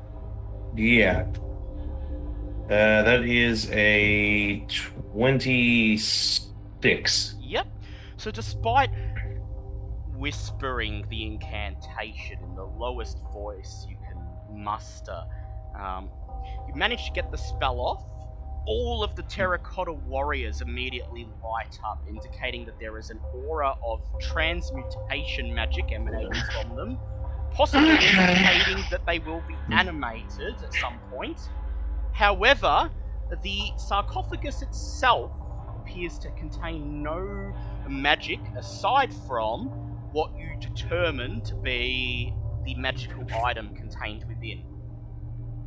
You just see if, obviously, I know Alessandra's already been sweating over the whole loss of limb, but somehow manages to sweat that much more and just points at the statues and goes, every single one of these is set to animate itself if we disturb them at once. If we so much as disturb a single one of them, we will have an army of about 40, nearly 50 warriors to try and contend with. So I'm going to just go and walk up the wall now and walk over the top of the coffin, because I want nothing to do with that.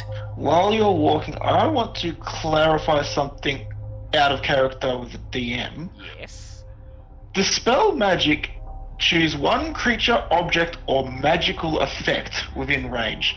If I was to target a transmutation effect, would that only be on one? Yes, because they Okay. each only appear to have one. Okay. That's fine. It's just it's a single effect on each one. It's just Yeah. seems it's most likely designed to all go off at once. Yeah. Okay. Cool. There was no like magic that was like detecting noise or anything. No. Okay. Well, that might be part of it. You'd have to study the effect. Well, I mean, No. Well, I was detect thinking. magic usually tells you what types of magic they're involved in that. There doesn't You said appear there to be No. doesn't appear to be like any magic itself that's specifically detecting noise. I'm guessing all I got Likely from that- It's likely Sorry. that the soldiers are actually active and awake now, and it's just up to whether they hear you. Okay. I'm guessing all I got from the magic circles is just more teleportation. Yes, teleportation magic. Exactly. Yeah. It seemingly went through about 3 rooms, and there's 4 of these. We could probably hazard a guess, or at least make an intelligent guess at one of these equals. Like, this is out of character, so it's free to be told I'm wrong, but my theory is obviously each room has its own teleportation circle, and depending on how you solve the puzzle depends on how we get to the next one, or how we get into this room. Unless I'm just spitballing here. Like if we ate the clam Yeah. instead of the snail, we would have come out into a different teleportation circle. Perhaps. Perhaps. Perhaps. I don't know. Yeah, well, I wasn't expecting more than a perhaps. I'm sure you're grinning like an absolute Or loon it behind it. determines which cells and in which order you would have had to go through. Either. So, Either way. Alexander, are you ready to crawl across the roof? Unless anyone else has a better idea. Nope. The only other idea is to stealth across and be sneaky quiet. Alright, well, wish us luck. Hopefully I don't have to lose another limb on this one. Very well. Alexander, you place your hands on the stone wall. Hand. On your hand, on the yes, that's right, on the stone wall, and hoist yourself up onto the stone. You slowly make your way across the roof. Please make a stealth check. It will be normal. Wouldn't it be with advantage because of the boots I'm wearing? Oh yeah, that's right. Yes. Oh god. I just realized with the boots that she's wearing, she technically could just stand on the pottery. Because she wouldn't make any noise. Well, she wouldn't make any noise from her footsteps, but knocking the pottery away with her feet would still make noise. Yeah, the pottery itself still makes noise. I'm really glad you gave me advantage on that because I rolled like an 8 and then a 15, so that's actually 18 on stealth. As you slowly make your way across the room, your glance drifts over the terracotta warriors, and you notice some of them slowly, silently lower their hands to the hilts of their blades as if waiting for you to mess up. But they do not attack. You are now standing directly above the sarcophagus.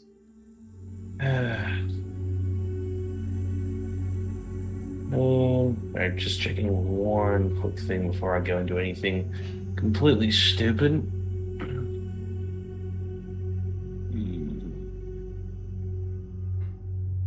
Yep, I know I have Featherfall. Why isn't it showing up here? Crap. Is Featherfall a vocal component? Let me check.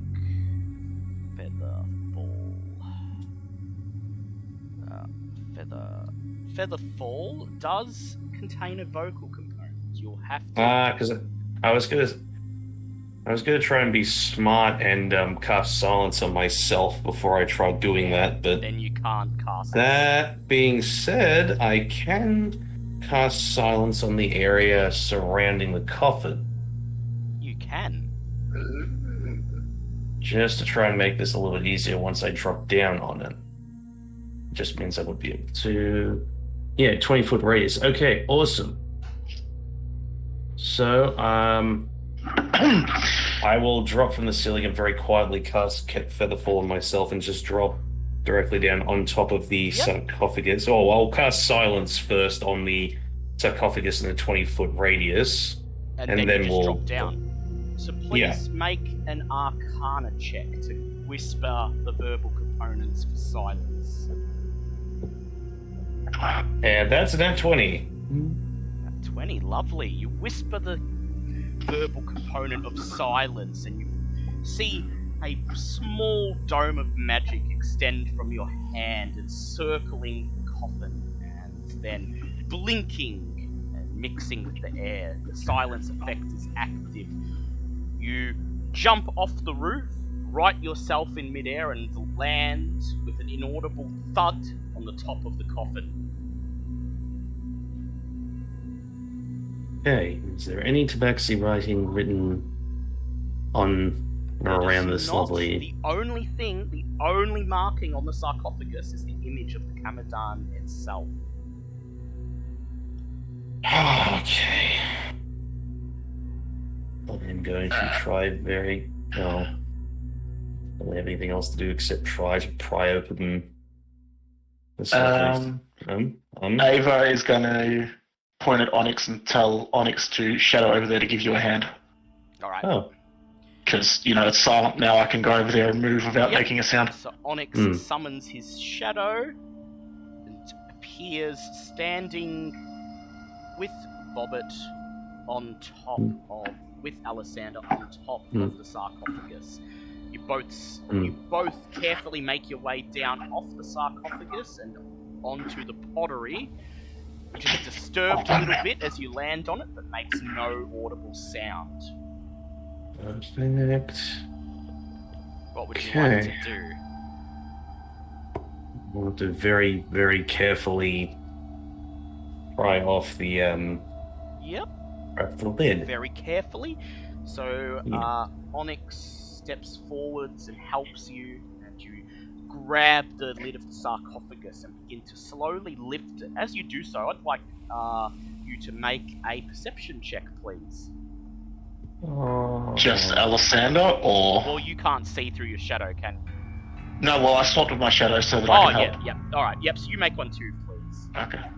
Okay, 15. I am not a perceptive boy. That's a 4.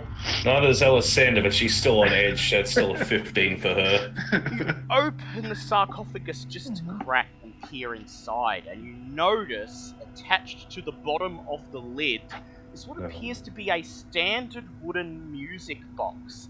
There is a small trap wire leading from the crank of the music box to the lip of the sarcophagus, meaning that if you fully remove the lid, you will cause the music box to start to play. But we're silenced. This Yes. whole area is silenced, so it won't make any noise.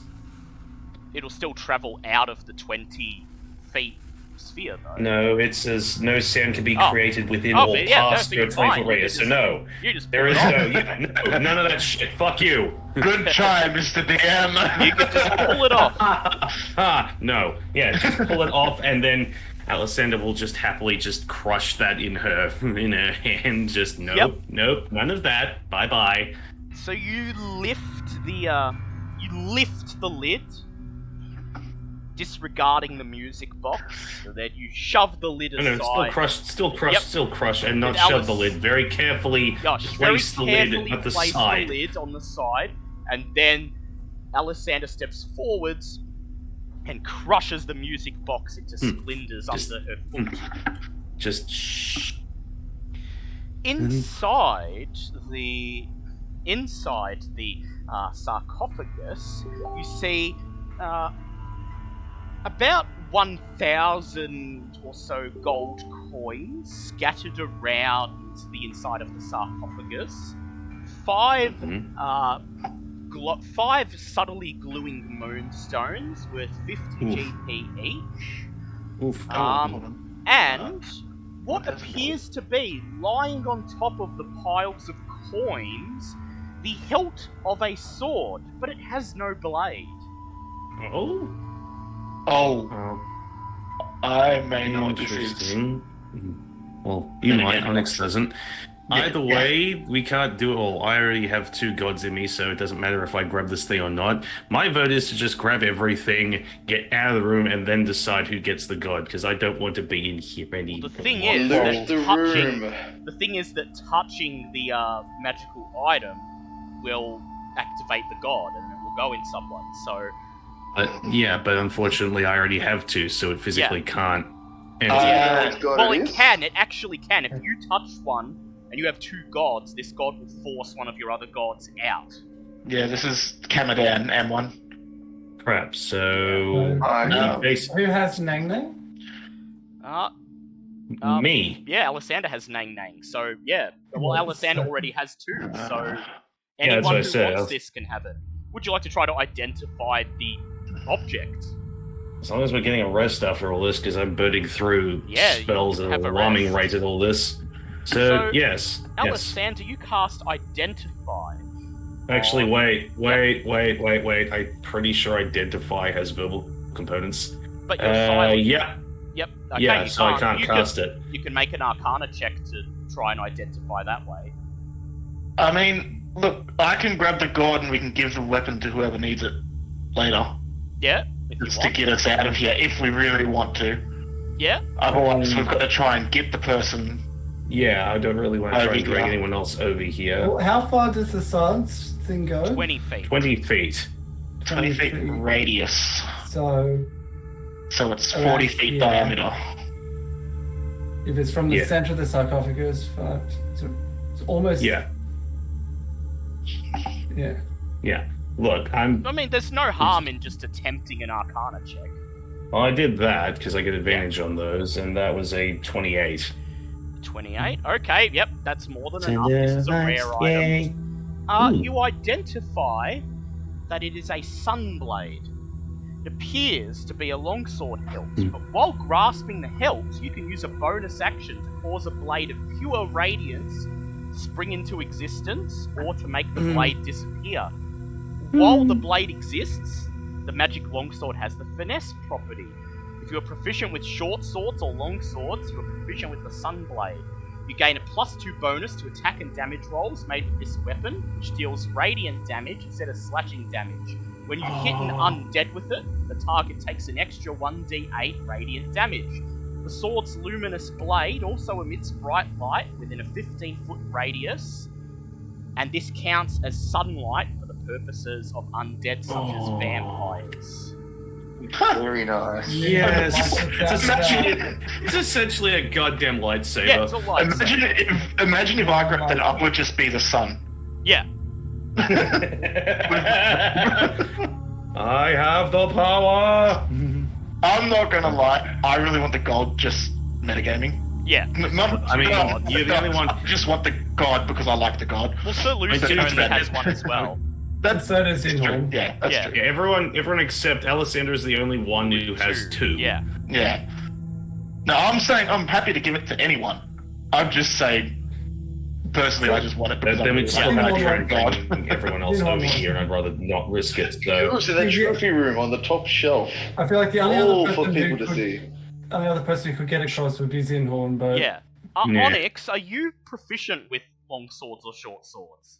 I am proficient with all weapons. Okay, so yeah, you've got a reason to pick yeah, this up. go. Yeah. All Yeah, right. Go for it. I'll take. I Okay. call dibs on the money though. I'm Okay. just gonna say that Alessander points at the sword hilt and then points at me because I can't make decisions. Yep. Yeah. So you I'll nod. take the gold. How many moonstones did you say there was? There was Five, and they're each worth 50 GP, and there's 1,000 gold I'm gonna have coins to remember scattered that. across the sarcophagus. Okay. The music box, if you hadn't destroyed it, would have been worth 250 Don't- gold because it's don't quite a care. fine construction. Nope. So, Onyx, as you reach forward, 6 shadowy serpents slither out of the sword hilt and coil around your body. You hear a purring voice in your mind say, "I am not your enemy." You are now possessed by Shigambi the Kamadan, who is wise and virtuous. While inhabited by Shigambi, you gain the following flaw, which overrides any opposing flaw. I never show mercy to evildoers. While inhabited Fair by enough. Shigambi, you can make one extra attack when taking the attack action on your turn. Wait, what? You get a free attack. Oh, You get an extra I'm attack up to 2 attacks per turn. unless your class already offers that. Well, that's Okay, so you can't stack attack. It works so well for me then. Yeah, that's fantastic. Plus, you are now a literal attack dog. You only take. Yeah, you get ordered by everyone else, and you hate evildoers. So it's literally just sick 'em, boy. Yeah.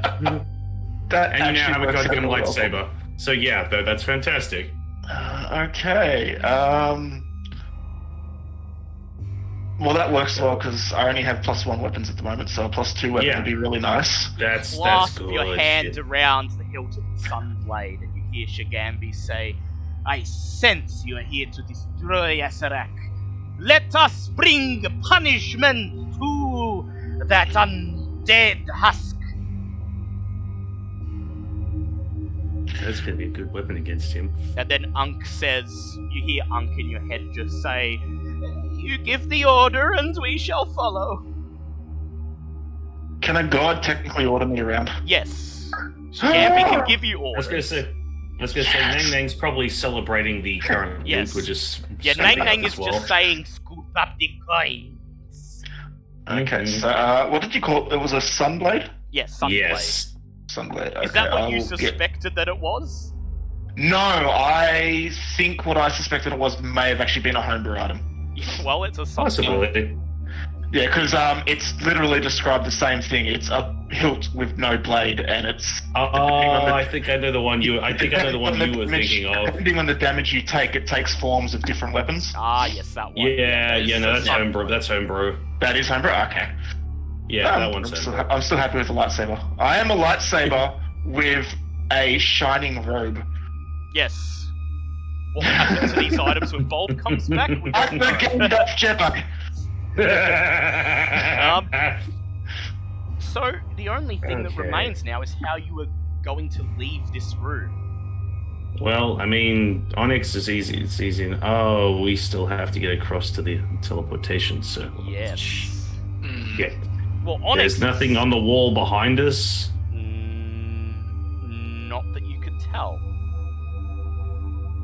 I mean, Oh, but man. technically, Alessandro already has a way out, but you guys Yeah. still would have to work something out. So Ava, Lucian, Zinhorn, and Lucanu, they could just step on the teleportation circle that you appeared on when you came in here if they don't want to risk making their way across the room. But you two, unless Alessandra wants to use her Black Shard amulet, I was gonna say, literally, Onyx Like can just Soul switch with Amulet. with his shadow. Not anymore. to get No, back I've the got a new. others. I've got a new item. yeah, if he wants I've got a new Sunblade. item. The whole. Oh shit! The whole Yeah. thing is, and I forgot to actually confirm this with Dale because I got If I was, distracted with a game. yep. Is if I don't identify it as being mine, it doesn't come with me, Okay. so I Yeah. need to spend If a long you rest pass, Yeah, you I have was to gonna say, attune if to you it. pass me the sword, I'm not gonna keep it. No, yeah, sure, I can pass you the sword, and then I can shadow to another teleportation, or even the original one. Yep. But swap with your- I was just going to ask. Yep. So the center of the radius is here. Is that right correct? in the center, yep, Yeah. and it goes Yep. out 20 So feet. it goes here, here, Yeah, here, and here. meaning you will have to move at least 5 feet through the pottery to get to. Can we jump? Because we're technically able to jump Yeah. as far Yeah, as you our can jump strength, over it. Yeah. and just land on the teleportation Yeah, circle. if you can, you would have to try to land exactly on the teleportation circle, otherwise the sound of you landing might. Okay. Okay. Still, Just in case we wanted the others to come to the same circle as us. Yeah. Well, we No. can jump into the silence. Yes, you can jump into the silence. there you go.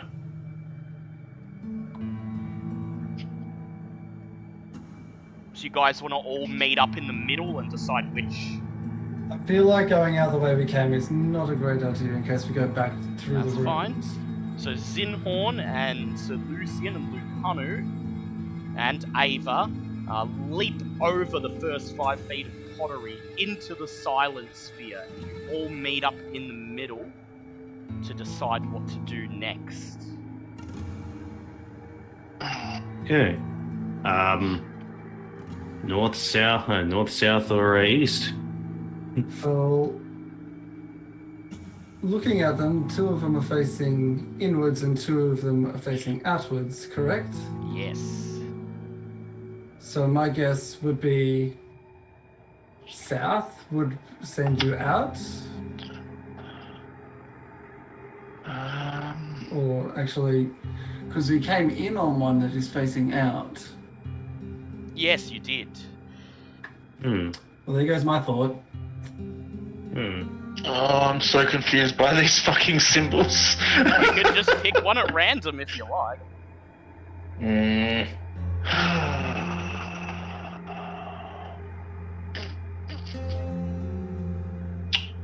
Do the symbols on the actual teleportation thing mean anything? Like, can I roll investigation Yeah, to see if the symbols... Roll an Arcana. Or that'd be an Arcana. That'd be Arcana. Cool. 26. You determine that the actual teleportation symbols appear to make sense only to the person who scribed them, the Asarak. However, you notice that 2 of them seem to point inwards and 2 of them seem to point outwards, confirming what everyone already suspected. And the one you arrived on points outwards. We'll relay the message via the gods to probably pick one opposite to the one we came in on. To the north or the east, based on that logic. Sunblade, there we go.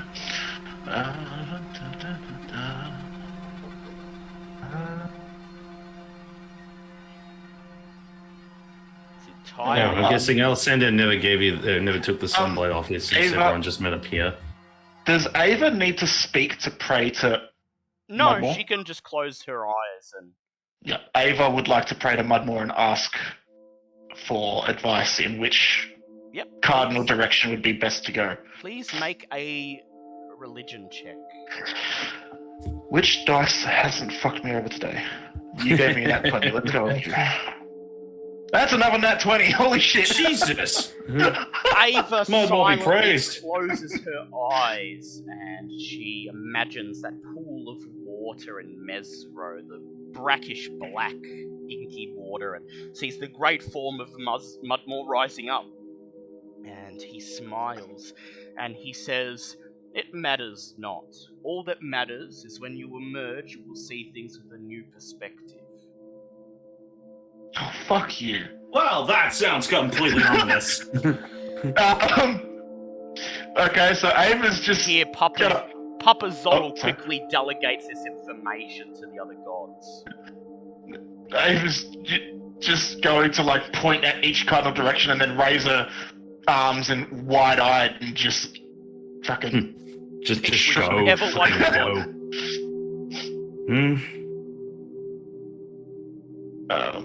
In that case, she's going to pick...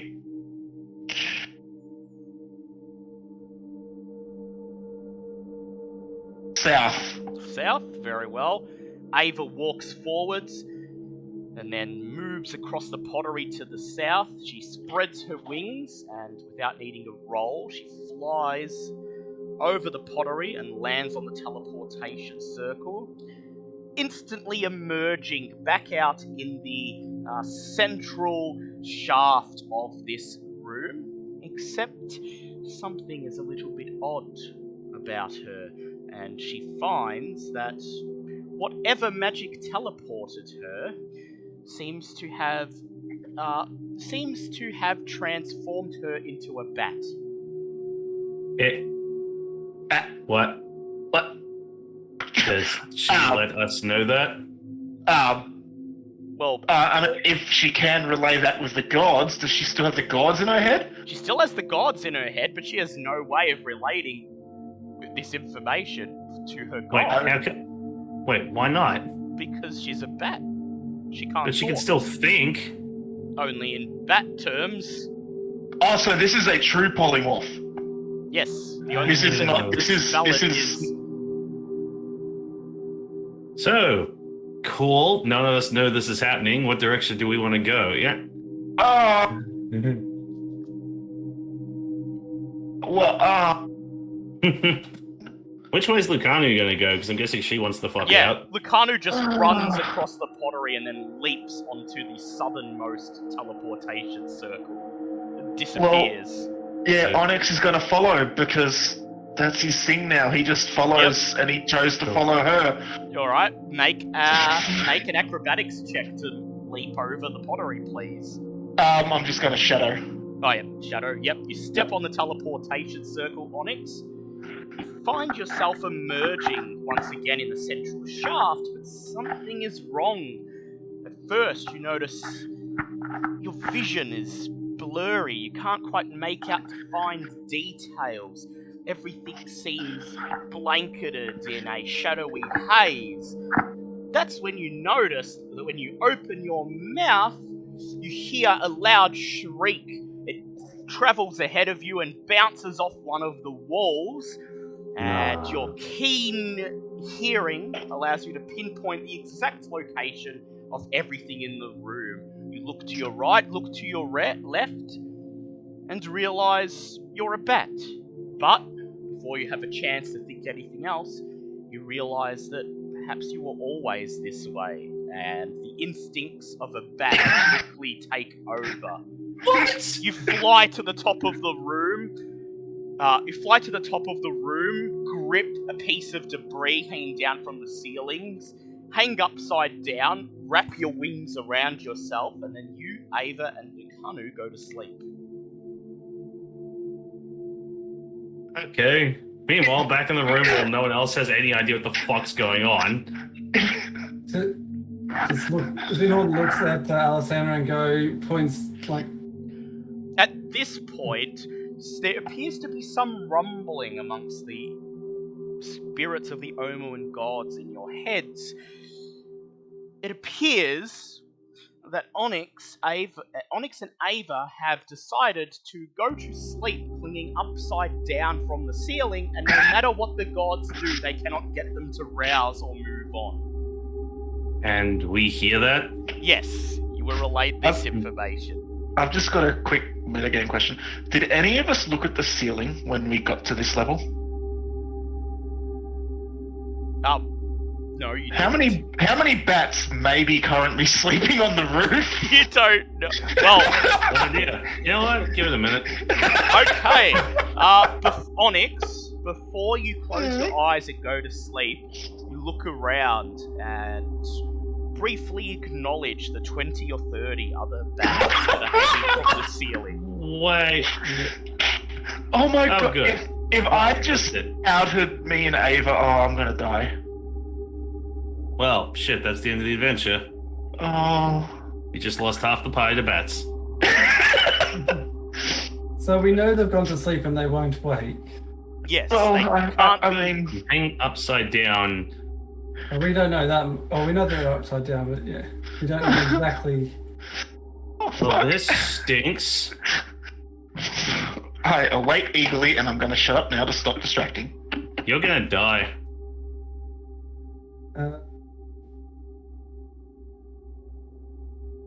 Alessandra's just looking at Zinhorn, shrugging as if to go, so what now?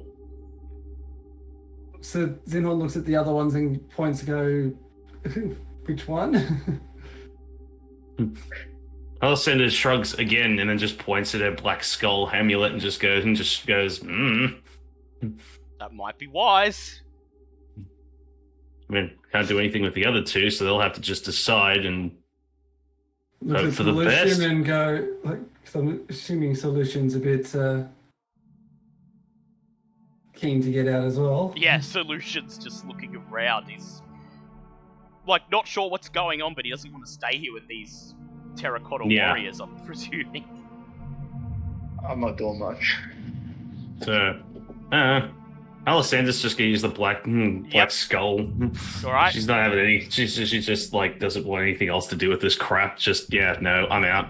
Alessandra, you place your hand on the black skull and envision the central shaft, and then you blink out of existence. Please make your save. Now, this counts as a magical effect, so I would get It advantage does, on this, yes. correct? Oh, thank God. So that's a pass. Crap, what was the save on that? It is a 16. Well, I rolled a Constitution 14 save. and a 15, so that's a pass. Yes. Okay, you emerge in the central shaft and you look around, expecting to see Ava, Lucanu, and Onyx, but you don't see them. And however, you do hear Nang Nang in your head bickering with the other gods, and eventually Nang Nang says, "They have resorted to a life of poor begging and shall have no riches." And she urges you to look up, and there you see about 30 bats clasped to the ceiling. And it sinks in, and you realize that 3 of those must be your companions. Yeah, immediately you just Alessandra just goes, "Tell the other 2 right now before they do anything foolish." Nang Nang. Just immediately just a thing of impart- just stay the fuck off the send Yeah. Moa, not Nang Nang. Yeah, Stay Moa- off the south teleportation circle. Moa immediately imparts the knowledge to the other gods, who inform Sir Lucian and Zinhorn that the southernmost teleportation circle appears to transform its users permanently into bats. Permanent? Oh. Well, fuck. permanent until they can have remove curse or He said appears. restoration. Yeah. In that case, looks at Lucian and says, like, you north, I east? Which one do you want, Sir Lucian? North or east? Oh, I will run straight for the north. Straight for the north. Okay, Sir Lucian, please make an athletics check to jump the last 5 feet onto the teleportation circle.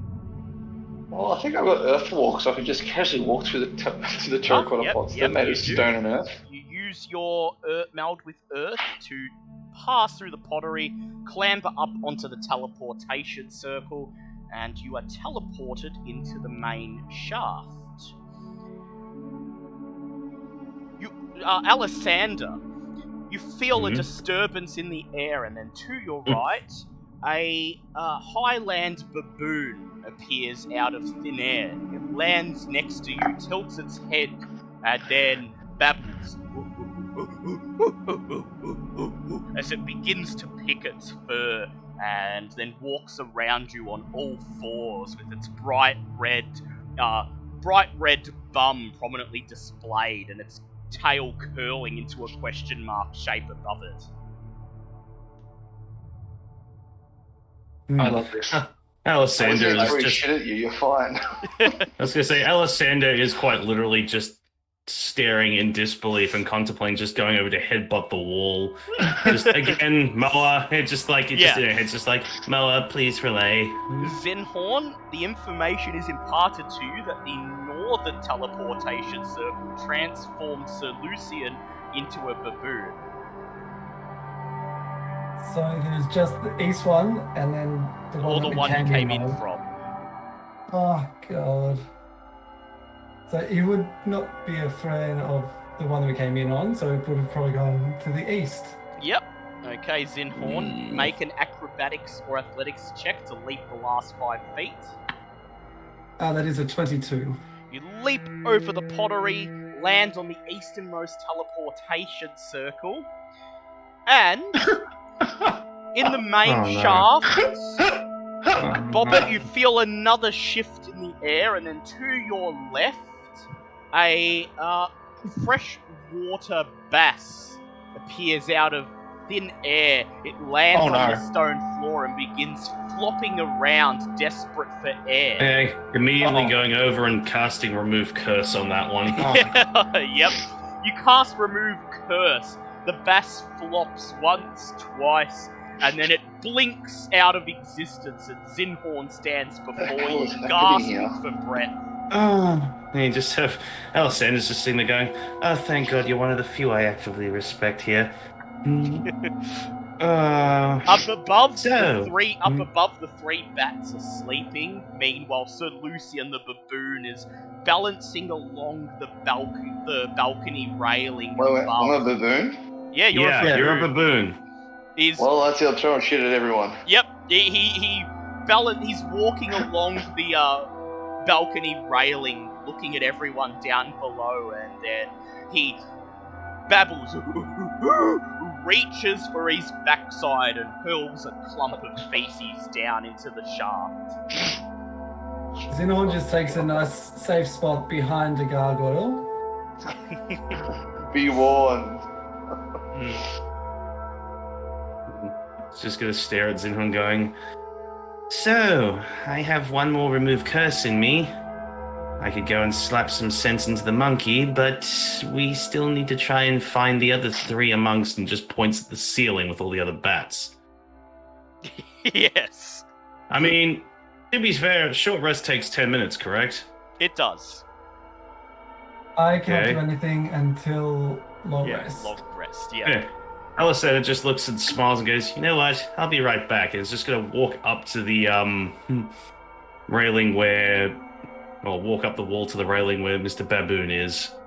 Walk up the stairs to the balcony, and as you approach Sir Lucian, he raises his hands and he hisses. And then runs further along the railing. And as you approach him, you realise clumped in his right hand is what appears to be another mound of feces.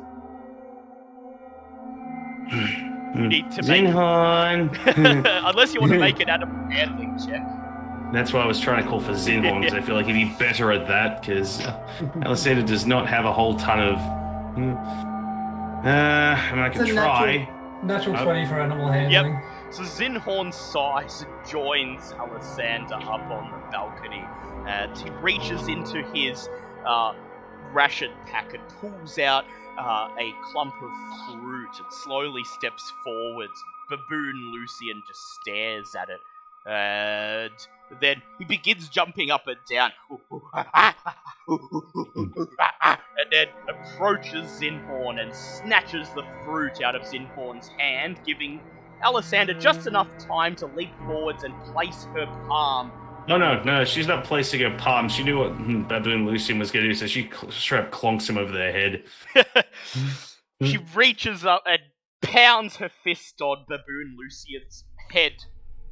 He drops the fruit and falls face forwards, and then you hear a clatter of metal as Sir Lucian, restored to his usual form, lies face down on the stone.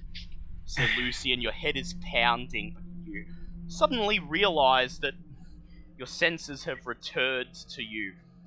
You stand up and look at Zinhorn and Alessander, and then you notice the fruit that Zinhorn used to coax your baboon form towards him. It is a peeled banana. Is there feces in his other hand still? Oh my god, Yes, and also your left hand is currently clasping what you instantly determine to be a mound of feces, and so you immediately drop it on the floor and let out a great "Oh, disgusting!" that echoes throughout the room. I'm not going to pretend... Changing into animals is my trick. Stop taking my... You just see Bob with a small grin on her face going, you know, a part of me would like to say that that wasn't satisfying to do, but can't lie. Now then, and immediately just sits there and goes, I need another 10 minutes. You two could be useful and try and find our other companions, and I can remove curse on them once I'm done. So do the gods, like if I'm using the gods to try and find the other gods, are they still... Yes, I would like Zinhorn and Sir Lucian to make insight checks, please. Inside voices check. Insight. Yes. Okay, I will whisper very quietly. That is a 19. 19, and how did That is a 9. 9. And what's insight? Insight It's is wisdom, so you should get at least a boost to it. Wisdom, I boosted up to 13. Yes, so you get a Wow. plus 1, so 10, and that is enough. The DC was exactly 10. So, There you go. having the gods communicate amongst themselves, passing information back and forth, the two of you spend the next 10 minutes trying to find out which of the bats are your companions, and eventually narrow down the 3 bats hanging up near the entrance to the corridor as being Onyx, Ava, and Lucanu. We know which is which. Yes. No. Oh, Well, you don't know wow. which is which, but you know that these 3 are your companions.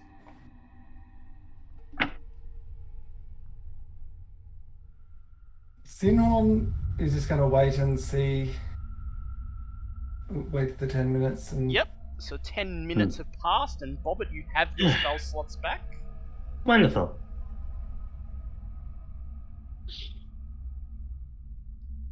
Well, someone would like to go and gather them for me. I can turn them back.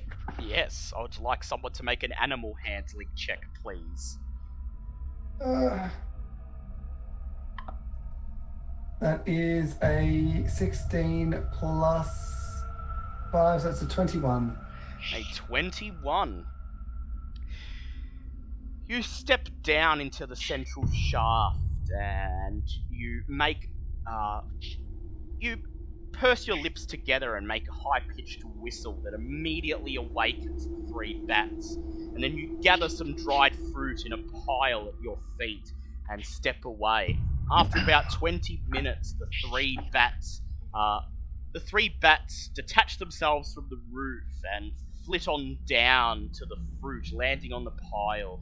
And as they each grab a piece of fruit in their hands, Bobbit steps forwards and touches each of them in turn. Mm-hmm.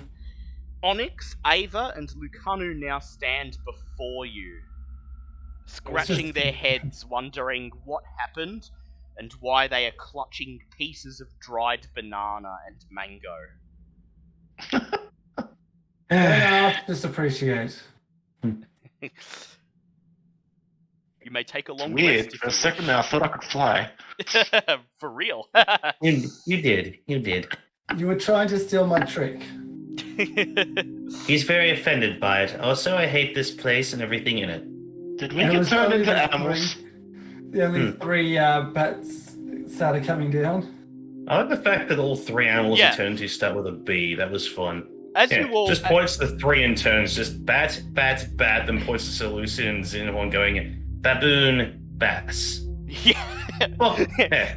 As you Oh, spend Just points to herself and goes, would be Bobbit. as you spend the next few minutes explaining what just happened, you see about 5 or 6 that was a bit more fishy. bats. Yeah, something a bit fishy. 5 or 6 more bats eventually detach themselves from the roof and flit down, gathering bits of fruit from the pile and then shrieking and scattering off into different parts of the tomb with them. Before one If- disappears, Sinhorn wants to do like a just a light frostbite on one, just because knowing that he knows if he gets hit too much, he then gets knocked out of his animal forms. He wants to just do a light one to see.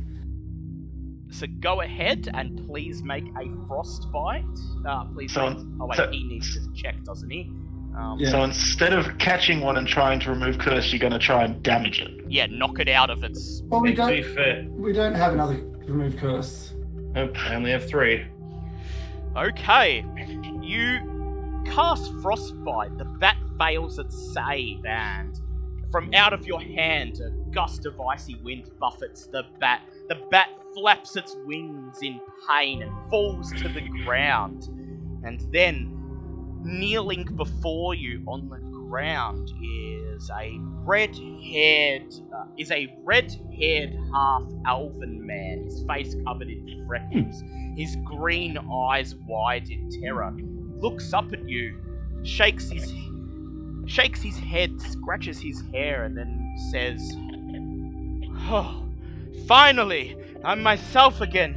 Travelers, I thank you for..." And then before your eyes, his skin begins to grow wrinkly and leathery as he suddenly, within the span of several seconds, ages several hundred years. He opens his mouth in a painful scream. Ah!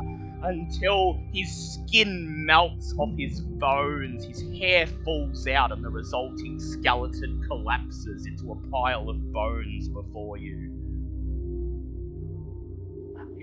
My bad. Alessandra just looks and just blankly goes, Seems that whenever the curse is removed, they age immediately for how long they've been sitting here. Judging from that, he's been sitting up there for quite a while.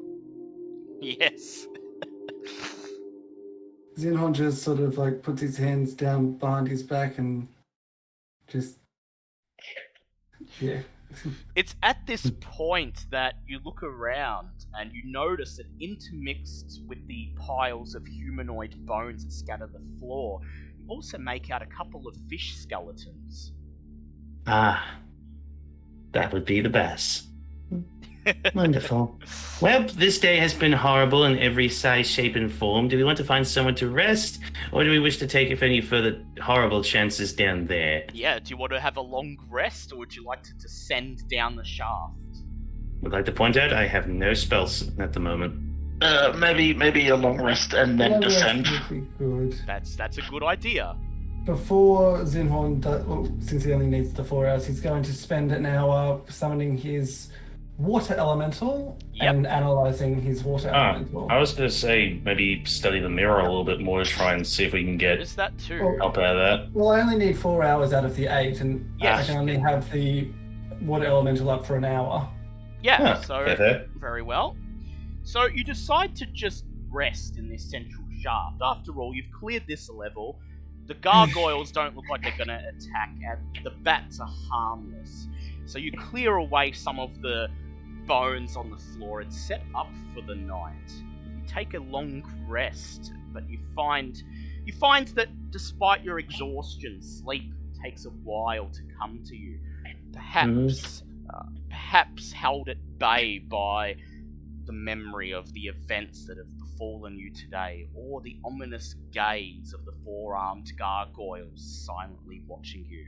Eventually you drift away into a restless sleep filled with unremembered dreams of terracotta warriors, skeletons, and baboons. Xenhorn, I'd like you to please make an Arcana check to study the mirror. You don't need a check for your elemental. That is a 16 plus 4 is dirty 20. You determine the contents of one of the cell, or at least you think you do. I would like you to please go ahead and roll a d12. D12. That's that one. That is 1. 1. You determine that in cell number 1 is what appears to be a humanoid figure shrouded in darkness, contained in a cell. About the weight and proportions of a normal human, currently apparently doubled over, hunched in the corner of his cell. Are there any sort of features that would be useful to identify? No, with that's all Mikanu? you can determine. Okay. Once the long rest is done, I sort of mention it, what I found So, to the other. Onyx, Xenhorn, and Sir Lucian, your maximum HP decreases by 1. As you awaken 12 hours, as you awaken 8, What? My shield is a +1 shield. It's the one that gives me 3 AC. What kind of shield was it? I'm gonna guess it's just a metal. Just a metal shield. 8 hours later, everyone awakens from their restless sleep. You all sit around silently as you make a meager breakfast out of the morsels of food that are left over from yesterday's magic. Then you check your gear one last time, stand up and gather around the shaft in the middle of the room. I'd like to say I have a couple of prep things before we get going, but I'll let Remy go first. Yep. I was gonna ask, before we actually move on, could... Fuck. I have too many things fucking attuned. Such a I can't do the same thing that I did with my holy symbol with Milo, where I put my arcane focus in my shield and use it that way, can I? Not with the tools you have at your disposal, no. Could I ask Alessander to possibly help me with that? Yeah, Alessander could attempt it. If she's willing to help me, that is. Because that would let me unattune my Ruby of the War Mage and attune my new sword.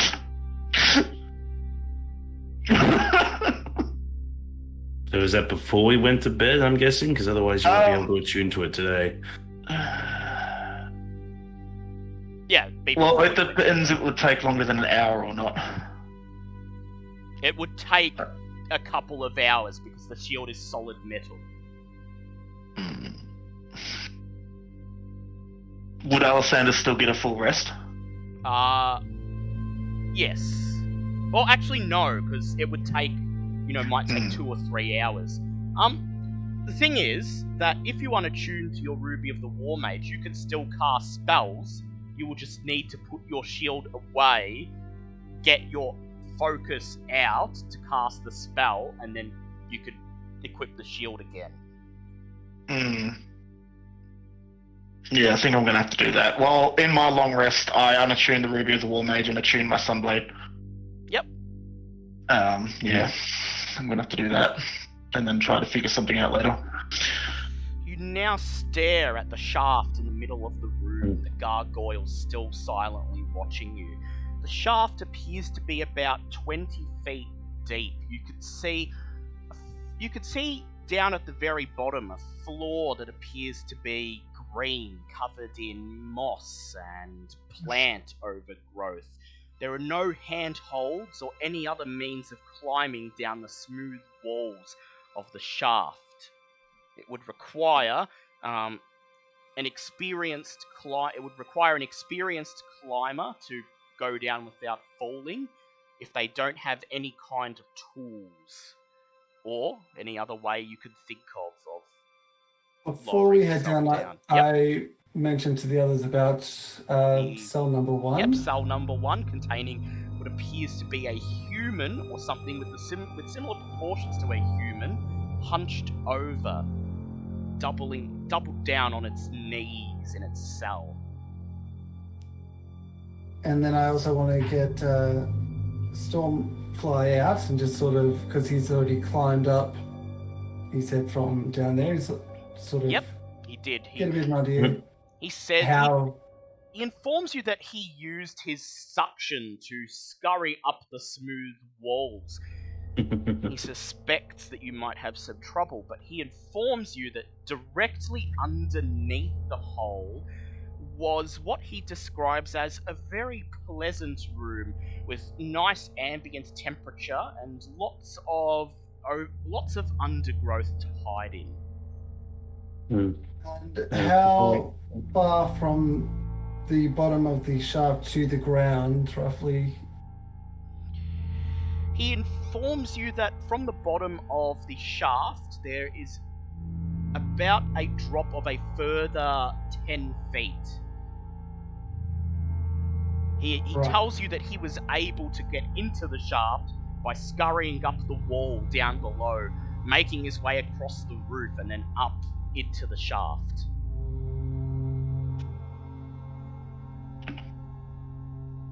Okay.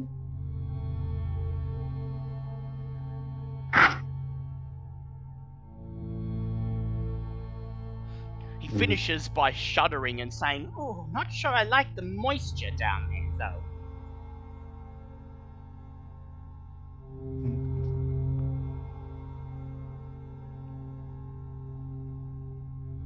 Pass that information along to the others. Wonderful. Well, Alessandra's been sitting quietly doing the ritual for water breathing, but she's also been sitting there kind of concerned because she hasn't heard from Bobbert this whole time since the whole arm incident yesterday. So what would you like to do? Me personally? Yes. You gonna try to get Bobbit to show herself? I might as well. See, Alistair just going. If you guys don't mind, I think I might take a day off from this whole wretched nightmare. Although I am curious, would I be able to bring Minotaur skeletons with me down here, or am I just gonna have to If there's a rely way on to the get them safely down, then yes. Never mind. Oh, actually, no, I have room in my bag. Well, other people disgusting things can carefully go and scoop up the lovely Minotaur skeletons for a day or a day's worth and put that in there. Yep, so you fill... Only question. Yep. Oh, as she's going, still looks over at Lucano at one point going, I don't suppose you want to pay any respects to your fallen queen while we're here, do you? She looks over at you and says, "You know where the queen rests?" Of course. It's on this very floor. The room itself is no longer guarded. She runs to the stairs and barks, "Lead on!" Finally. First time she listens actively. So Of course. while everyone else discusses what to do, Bobbit, you head back into the dungeon and recover some Minotaur skeletons.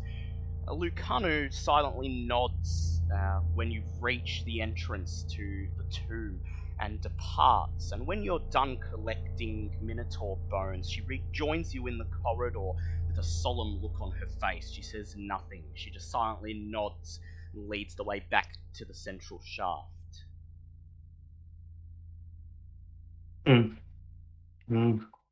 As she sort of just passes, it just goes, I hope that helped find some peace from those little pieces we can find here. She looks at Okay. you, biting her bottom lip, and says, "Whatever we do, we must kill Asarak." Finally, we agree on something.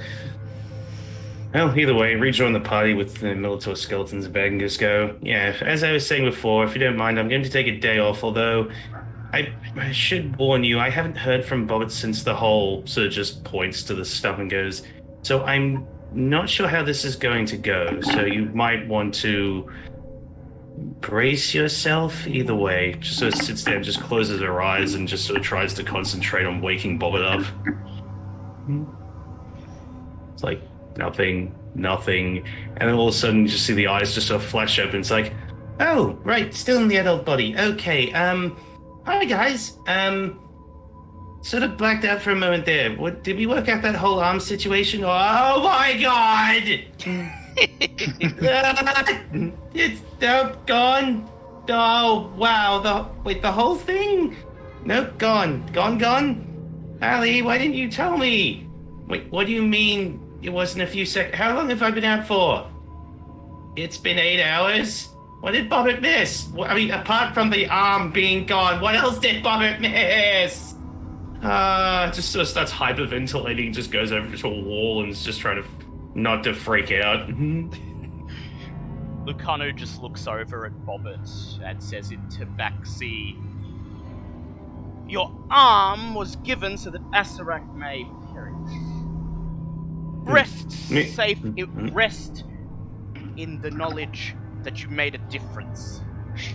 Out of character, I'm honestly surprised she's not bothered by the complete shift in character, because Alessandra never mentioned anything about Bobbit to her, so good for her, because she's taken that in stride.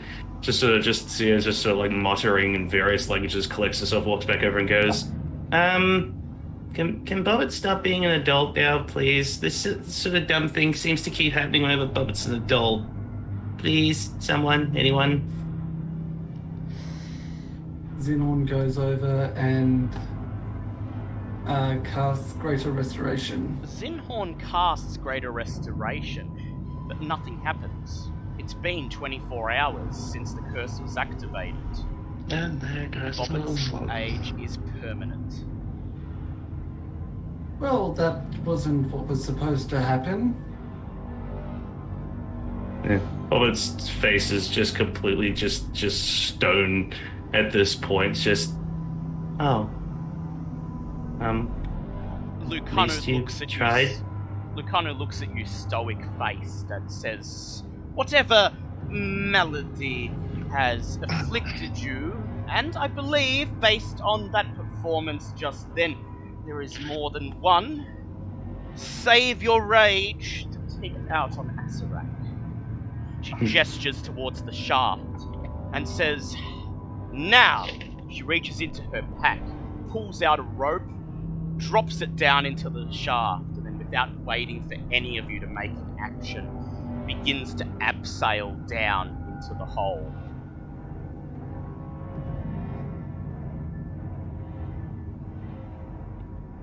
You all watch.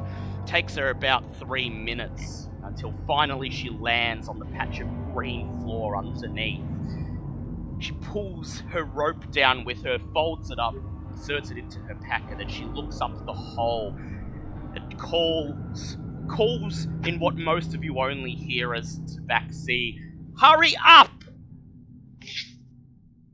Zinhorn gets Stormfly to crawl off and then transforms into a mirror image of Stormfly and says, lead the way.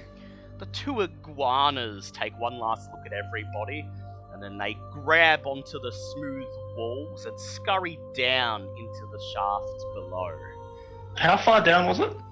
20 feet on the walls, plus a 10-foot drop at the bottom of the shaft. That's exactly 30 feet. I summon my shadow and disappear. Summon your shadow and join the others at the bottom. Ava opens her wings, flies down into the shaft. Alisander, how are you going down? Alisander's still just Bobbitt's trying to cope with things. Reaches up, looks at her hat, pulls off the frog, looks at it, goes, well, at least you're doing okay, Sir Hoppington. Puts it back on the hat and then just casually walks down the wall, just appearing and muttering in various languages, which pretty much all translates to hate this place, hate this place, hate this place.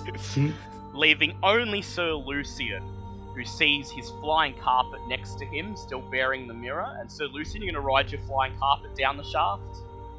I could just earthwalk down the side of the shaft. Yeah, if you want. Yeah, just carpet don't it. waste an ability. Yeah. I think it's a passive ability. No, it's once a day. Yeah, it's once a day. Oh. Yep. What a waste of a use. You can do it if you want, it'd be cool. Oh, look, can we bend the rules just this once to do something really cool?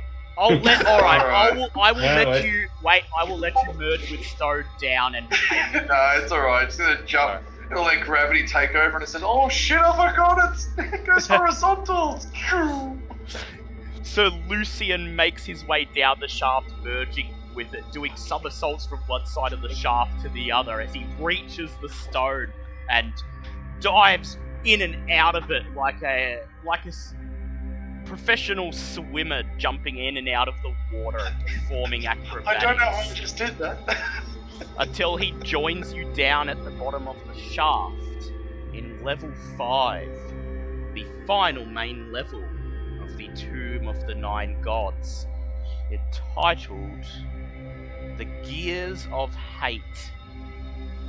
Oh, lovely.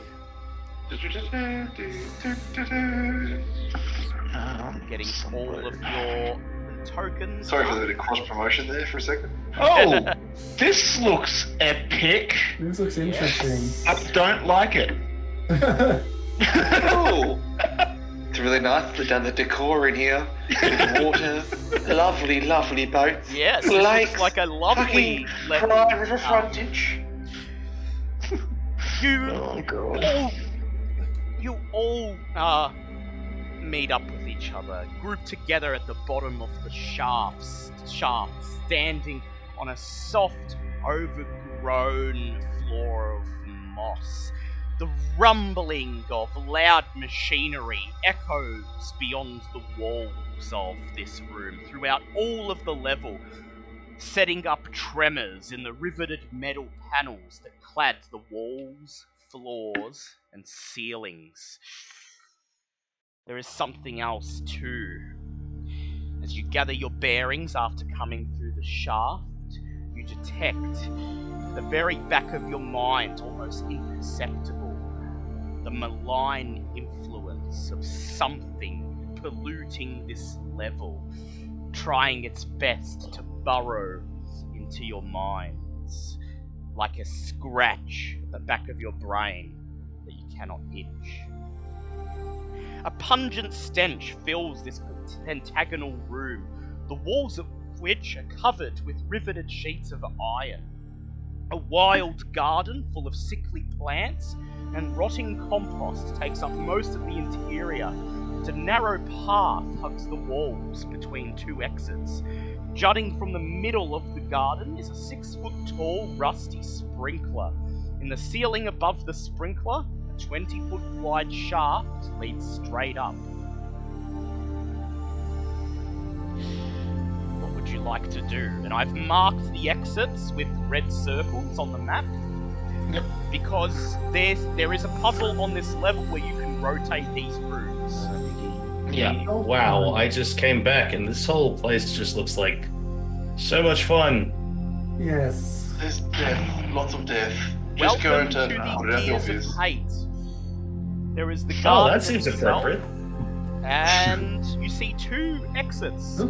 One to the south, leading onto a corridor beyond, and one to the west, leading into what appears to be another pentagonal-shaped room. How bright is it down here? Same as everywhere else in the dungeon, those without dark vision cannot see. It is the light of Ava's moon-touched blade that is allowing you to see your surroundings. And how much distance does that give us?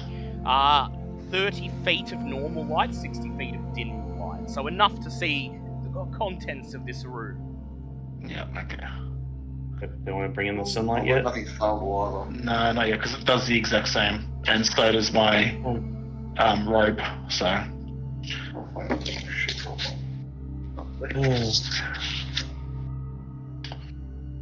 However, that will be a bonus action in combat, so I'm going to activate my blade. Alright? You activate your blade. A blade of pure sunlight emerges from the hilt, complete with a sound. It hums a low hum in the room. Star Wars fan, beat your heart out. I could just imagine you doing like the full fucking Ryan Reynolds face from Free Guy as he pulls it out, just with the eyebrows raised, going, "Oh yeah." Bathing the room in natural sunlight. And as you bathe the room in natural sunlight, Oh god, we're going to get plant attacked. matter, the plant matter that fills the room begins to shuffle and move, as if it's detecting long-awaited sustenance. The plant matter begins to rumble as three Yeah. shambling mounds Son of fall a... through the Yeah. compost, activated by the sunlight. I'd like everyone Well. to roll for initiative, please. Yay, let's do this. Oh, Oh, God. wait. Hobbit is having a terrible day. That's a 6. She's just a tiny bit distracted because, you know, been out for a couple of hours, not much happened. What's that? Everyone turned into animals and error, bobbit.exe has stopped working. 18. 18. Okay. Ava got a nat 20, Nat 20. and I actually got the exact same rolls as the last combat. Okay, so Onyx we're going got a 4. last. Yep, Zinhorn. 19. 19. Okay, it looks like Ava gets to go first. Ava is going to fly up the shaft, Yep. Spreads just her out of wings, reach of the mounds. flies up the shaft, right to the top. Um, Keep in mind she cannot see the shafts from here. That's Unless they fine. pass directly under the entrance to the shaft. That's fine for now. She hasn't used all her movement, so... Yeah, she can come back out. Hold on, I'm just looking up flame arrows, if that's a bonus or not. It's not a bonus, it just deals extra damage. No, flaming arrows makes 10 arrows fire. Ah, yes. Yes.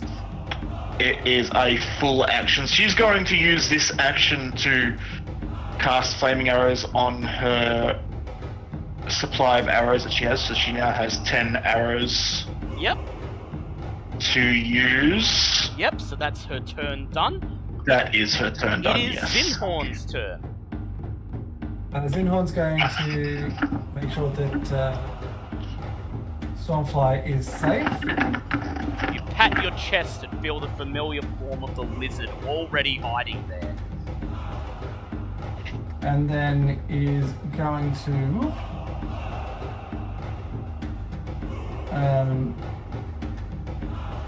Shilling Mold number 2. Yep. Going to just start off with just a frostbite. Yep. Shambling Mound 2 is going to make his save. He fails with a save of 12. Alright, so it's 2d6 being 8 points of cold damage and disadvantage on weapon attacks. Lovely. Okay, it is Sir Lucian's turn. Alright, And then was going let's to kill something. jump behind where Solution is. Ah, yes. Make your way behind Sir Lucian. What is the ground like? Is it just grass? Yeah, it's just grass and mold, compost. It's quite soft, but it's not difficult terrain. Alright, I'll just, it's probably my best way to just charge at the shambling mound. That's what I really do. So number 2, 'cause it's already taken damage. Yes, please. Alright. You have Rupture. 2 mound 2s. Oh, yeah, I do. This Yeah, one's, oh sorry, well. this one's meant to be 3, the one at the bottom. I'll change that. That's alright. Alright, go ahead, roll to hit him. That's right, D20. That is an 8. An 8. So you I make think sure you that's- add 11 to that. So you shouldn't... Oh, that's definitely a hit then. Yeah, because that would be 19, which is definitely a hit. So go ahead and roll damage. That's D10, isn't it? D10 or D8? It's D8 because you got your shield. That's D10 when you don't have your shield. So it's D8 plus 9. That'd be 11 points of damage 11, alright. You're going to go in for another attack. there. Yes, please. That is a 12, so that's definitely a hit. Yep, that's 12 plus 12, that's 24, so roll your damage. That was 3 plus... Yeah, another 12 damage, so 12 what, damage, you wanna- 23? Want to throw a maneuver in? Oh, you know what? Yeah, I'll do a goading attack. Alright, so go ahead, roll a D8. That's another 8 points. Okay, so that's, that's 32 32. points of damage, and it's going to make a wisdom save, which it fails with a nat 1, so it can now only attack Sir Lucian, or it suffers disadvantage. It is the enemy's turn. Shambling Mound 1 slowly makes its way over to Onyx. Yep. It goes in for a multi-attack. The first is an 11, so you block it with your shield. The Yep. second is a 15, you block it with your shield. Yep. Shambling Mound 3 makes its way towards Bobbit, passing underneath Ava and getting an attack of opportunity. Cool, no, it she's doesn't. fine. Oh yeah, actually yes, it does get attack of opportunity because she's higher above. Can she use her bow? Yeah, she can use her bow. Yep, so she's going to fire one of the flame arrows, which brings her down to 11 flame arrows. This one, because it's been rolling good. That is an 18. 18, that is a hit. Roll the damage and double it if it's fire damage. It just makes... The target takes an extra 1d6, so it's just Yep. its normal damage, so it's And then you 1d8. double that extra 1d6. Yep. So the normal piercing damage was 11. Yep, Does it take psychic damage or? it does take psychic damage. Okay, so I'll roll the psychic damage first. 1 psychic damage, and then the d6 for the fire is 2, so 4. To 4, so 15 damage altogether. It's going to make a multi-attack against Bobbit. The first is a 13. Bobbit easily gets out of the way. The second is a 19. Does that hit Bobbit? Yeah, it matches. It matches. You duck out of the way and then slam! You're buffeted by a huge appendage of plant matter and compost and take 19 points of bludgeoning damage. You are not, however, grappled. You are fine. This shambling Fine Mound is- 2's turn. It's going to attack Sir Lucian. That is a 21, not natural, so Lucian blocks it with his shield. It goes again. That is a 22, not natural, so Lucian blocks the appendage with his shield and stands firm. It is Lucanu's turn. She runs up beside Bobbit and attacks Shambling Mound 3, making a 3 attacks with her greatsword. 2 of them hit. She deals 25 points of damage altogether. It is now Bobbit's turn. I keep Yeah, forgetting sorry about the Alisanne's name out. switching. Yep, Yeah, that's I know, it's kind of a pain, isn't it? Okay, well, slightly annoyed. I was hoping to try and run up the wall to get away from this thing, but I can't now that I'm straight in front of it, so I'll simply push there, or point the staff at Shambling Man 3 and goes, Bobbit is dealing with a lot right now, you need to leave, and just fires a firebolt directly at it. Yep, go ahead, roll to hit it. That's going to be an 18 to hit. 18, nice, that is a hit. Roll and double Cool, it. and because, yeah, so it's 2d10 and double the damage. Okay, that's going to be 20 points of fire Ooh, damage. Nice. Do you guys remember when one of these was a big deal? I wanted to use Fireball on it, but I still everyone think closed. one of these is still a big deal. Yeah. It is Onyx's Yeah, we'll turn. celebrate once it's dead. Yeah, once Yeah. it's dead. Okay, so I'm going to start off with just trying to whack it with my Sunblade twice. Yep. Actually, bonus action. Shadow behind Shambling Mound 1 Yep. You summon your shadow. in a behind position flank where it. I get. Yep, where I get Yep, flanking. I will just grab your token. I have so many tokens I Yep. can scroll through now. Yeah, I know. Oh my god, I was gonna say, my god, does the shadow get stronger because it's like bathed in sunlight? There we go. It's just No, more of it's it. just a normal shadow. I tried. Give a guy for trying. That is a 19 because That I is now a have hit. plus Roll 10. your damage. Okay, so I'm wielding a shield, so it's a D8. Not the greatest roll to start off with, but it's okay. So that is 6, 7, 8, 8 radiant damage. Yep. And then my second attack, because I get that now, is a 16. 16. Nice. That is a hit. Roll your damage. That's a hit. Okay, cool. Same fucking damage roll. So that's another 8, I believe it was. Yes, another Yep. 8. 16 Then altogether. I am going to use my action surge straight away because there's 3 of these giant things. There is, yes. And cast Blur on myself. Oh, nice choice. Oh, wait. Do I know? Can I do a nature check to see if I know if these things have blind sight? Go ahead. That would you do that instead of casting Blur though. You'll have to cast Blur next turn. What will you do? No, fucking metagame knowledge. Fuck it, I'm gonna do it. Actually no, because that would use up my action surge to do a skill check. I'm just not Yeah. gonna use my action surge, I'll just Cast end my Blur. turn.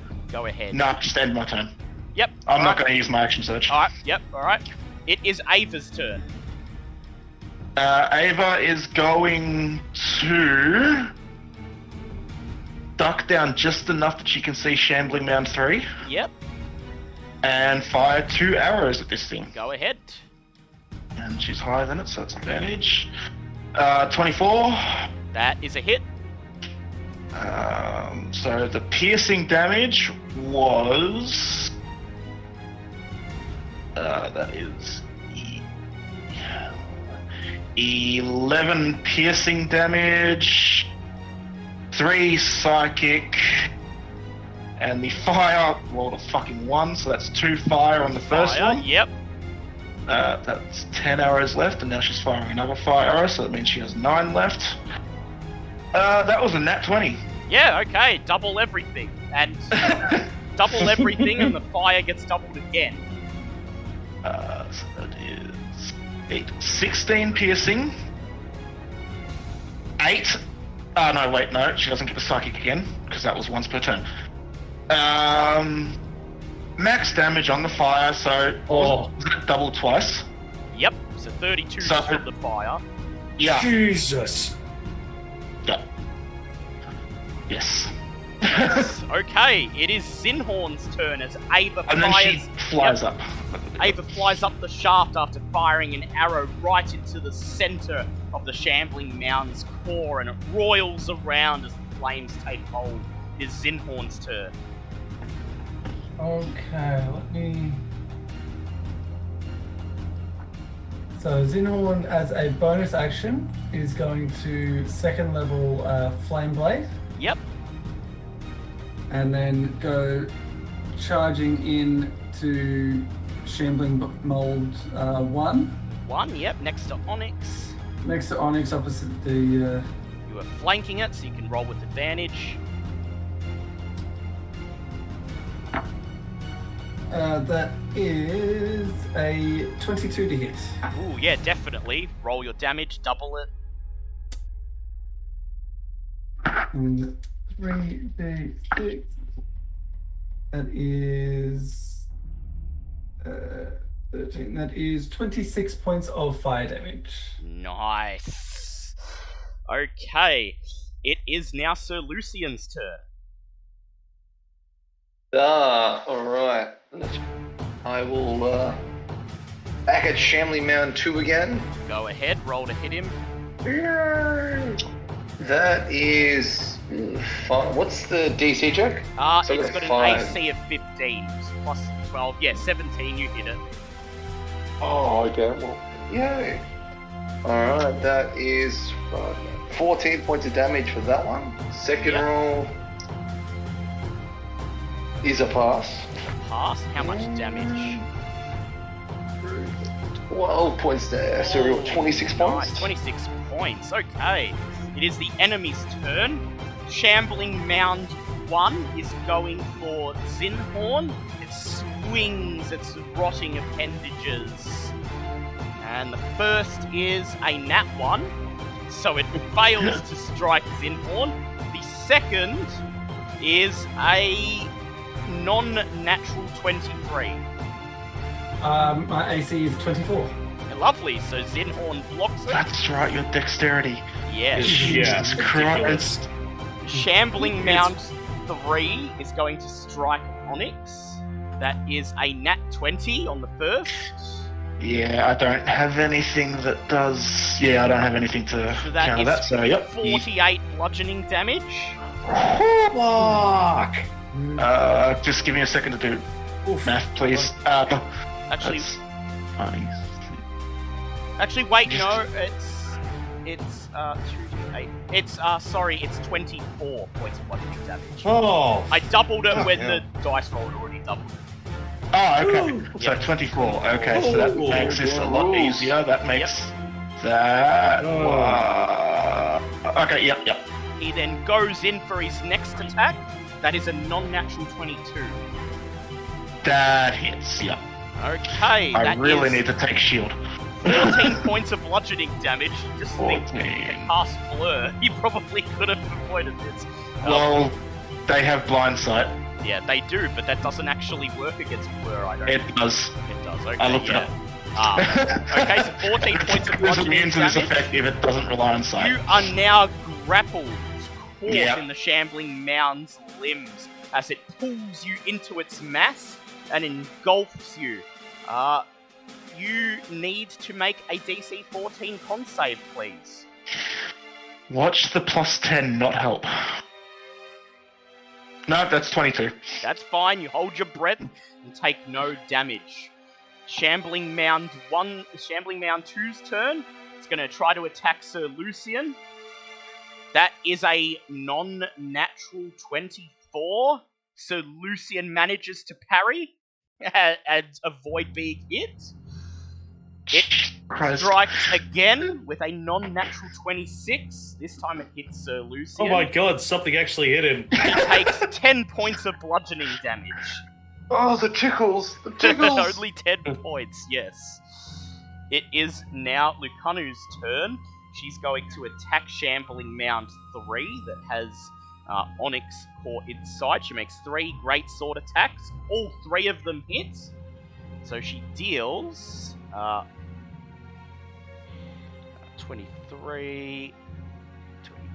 35 points of damage to it. Jesus Christ. Nice to see she's pulling away. She then uses her second wind and goes again. Oh, Actions right. of the Awesome. nice. She That's it, she's a hits with 2 of her attacks, and one of them is a nat 20. Ooh, So damn. she deals 25 plus 10, another 35 points of damage, leaving Shambling Mound 3 barely able to hold itself up. It is now Moffat's turn. Okay, so which one is Shambling Onyx Mound. in? Shambling Mound 3 is the one that Onyx is in, and it's also the one that looks like it's near dead.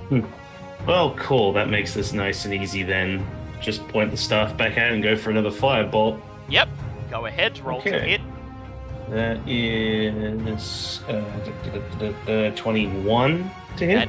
Yep, roll and double your damage. Yep.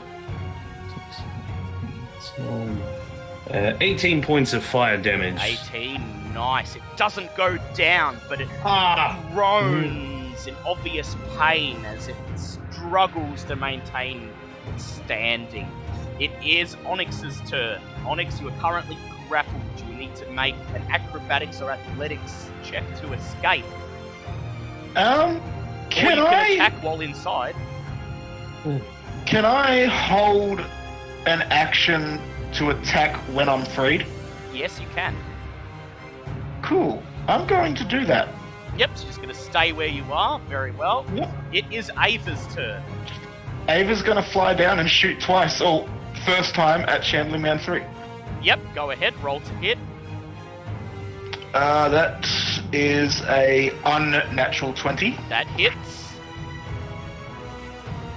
So that is 11 physical, 4 psychic, and 1, so 2 fire damage. So damage all up. Yeah. Yep, okay, it is still up. So, You may fire another Okay. arrow. she's going to attack it again. That's a 29. That's a hit. Physical was 12. Piercing and 4 fire. That's doubled. Or fire, okay. She fires an arrow before she departs back up the shaft. She hits Shambling Mound 3 as it tries to climb to its feet. It shudders once more and then falls to the ground with a thud, expelling Onyx onto the compost. And Onyx is going to attack Shambling Mound 1. Yep, go ahead. From where I am I technically flanking it? Actually, well, you'd need to move. You're not in range to hit it. It's 5 feet away from you. Well, that was a waste of his whole turn. Okay. While it's cycling through, I'm going to go to the toilet. I'll be right back. Yep, okay. It is Zinhorn's turn.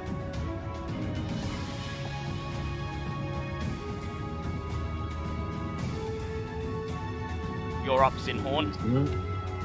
Sorry, I had Mike deafened for a moment. Ah, yes. So happens. Zinhorn is going to keep his flame blade Going, glowing yep, attack it. and going to once again just go in for the slice. Yep, go ahead, roll to hit it. That is a 21 to hit. Yeah, that's definitely a hit. Roll your damage. That is 10 points, so that's 20 points 20 of fire damage. points. Not bad at all. And then he's going to get his vine to go for a swing as Yep. well. Your vine lashes out. I hope you're watching! He calls out to the vine that's hanging off Bobbitt's stump as he goes in for the attack. Roll your attack. That is unnatural 20, That is a hit. Roll the damage. and it's a D8 now. A whopping 2 points of damage. There. Well, at least you got a hit off. Hey. It is now Sir Lucian's turn. And he sort of just sits there with the shield protecting Stormfly. Yep. I will. What's Shambling Man 2 looking like at the moment? He's looking Deadish? he's looking quite beaten up. I'd say you've taken off about half his health, maybe. Alright, let's shee him into pieces. Alright, so I'm gonna swing to attack again. That is that's a pass. 14 points of damage, the first roll. Nice. Second roll. Oh, that's a 30. Oh, nice. You can double your damage. I know it's not a nat 20, but since you rolled over 30, I'll let you double your damage. In hell. Fair enough. Real, wow. Because it's the first over 30 that's been rolled in the campaign. Yeah, give so- it. Yeah, no, can't argue with that logic. Go, go, go. Sorry, headphone users. Yep. Hey there. That is 38 points of damage. 38 points of damage. You leap forward. In addition to the 14. Yep, swinging your sword, and as you leap up in the air, you swing your sword down with a loud battle cry and slice the shambling mound. Oh, but no. Shambling mound 1's turn. He's going to attack Zinhorn. That is a nat 20 on Zinhorn. Aww. And that hits. Zinhorn, you take 21 points of bludgeoning damage. Oh, sorry. Then makes I his- thought you got. Second slam attack, that is a non-natural 23, so you block it with your shield. It is now Lucanu's turn. She rushes past Onyx towards Shambling Mound 1. She goes in with her greatsword. 1, 2, 3. Hits 3 times and deals 11, 20, 35 points of damage to it. It is now Poppet's turn. Well, my solid strategy at the moment of just throw fire at things until it dies is working so far. So there's only one left, so another firebolt away. Yep, go ahead, roll to hit it. And that's a nat 20. Oh, okay.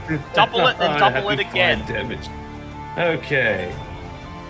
Please, you watch me roll just the worst. Yeah, well, that's a 7 so far. 7 plus 8 is 15. Doubled again is 30 points of fire damage. 30 points of fire damage. And it falls to the ground and struggles to get up. Somehow, as the flames overtake it, it just manages to pull itself up. It is Onyx's turn. Ah.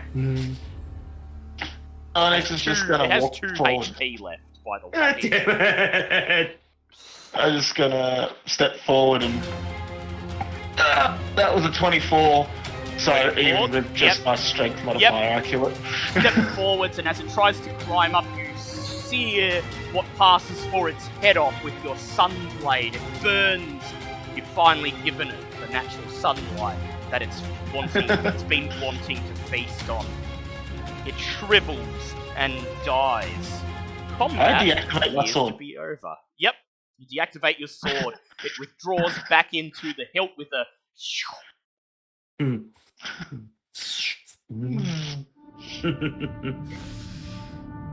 You are now free to examine or leave the room. And props to Sir Lucian there for getting the first 30 or above Yeah, roll that's- in the campaign. Yeah, That's ridiculous. That's amazing. naturally. 31, but yeah. Yeah, well, just dude, There's only 2 ways in which I can do that. I have exactly 1, I believe. No, wait. No, I only have 1. So what would you guys like to do? Zinhorn wants to go to the bridge just to the side there and Yep, see what he can see on the west. other. Hey and see what he Zinhorn, can I'd ask you to make a perception check, please.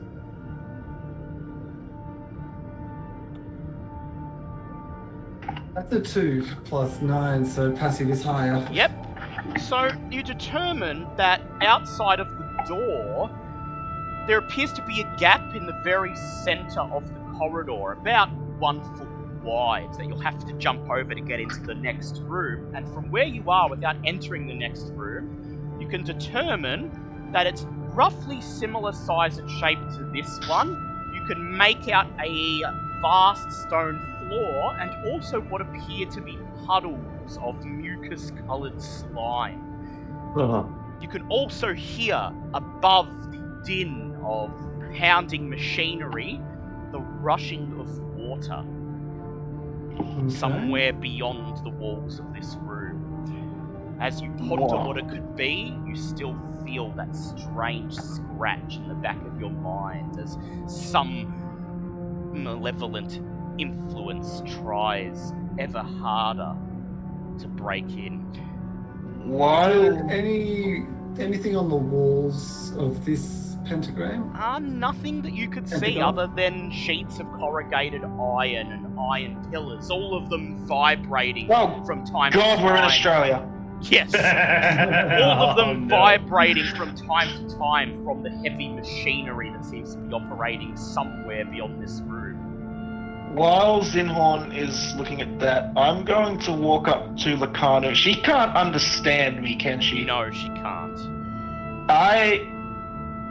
Can I see what type of weapon she has? Like, if She it's has a magical or not? greatsword, yeah. Is it a magic greatsword or is it just a It basic doesn't greatsword? appear to be magical from what you can tell. It does have ornate carvings all down the blade. They don't appear to be of any language, it's just images of Tabaxi warriors fighting in battles carved along the length of her blade. And as she notices you looking at her blade as she cleans the remains of the shambling mound of it, she looks over at you and says, "Oh, Kulano Didan, Snadahi." And Bobbit, you hear this as you don't need magic to get the job done. Bobbit yells back at Tabaxi while she is angrily still whacking what's left of his shambling man. Does help though! Smack. Onyx is going to say out loud so Bobbit can translate this if she wants. You're helping us fight an evildoer. This may come in handy. And I unstrap one of the adamantine greatswords off my back and hold it out to her. Bobbit translates. She stares at the adamantine blade. Then she says, "Ha! Badalalum," which Bobbit, you may choose to translate as craftsmanship leaves a bit to be desired. But nonetheless, she shrugs and grabs the adamantine blade and Bobbit can't lie, so Bobbit can't lie, so she just looks over and stops whacking things for a second, looks over and just says, she thinks it looks boring, but she's happy to have help. Should we try to make her sound a little bold? Because she's technically an adult now. I keep forgetting that. She's like in her 30s, just... If she doesn't like it, when the job's done, she can give it back. You translate this to her, and she listens, and she hefts the blade in her hands, looking at it, and then she nods and looks over at you and says, "Big bada boom." Multipass. I was going to say, Bubba just looks over and says, Bubba doesn't think she has to be... I have to translate that one. So, would you guys... Zinhorn tells you what he sees in the next room, but there is also a passageway to the south. Oh, someone that's good at it. Oh. I'd like to investigate some of the machinery. Well, we can't see any machinery or anything. Can't see any machinery, but you can hear it, and you can feel it, because the walls and floor tremor every few minutes.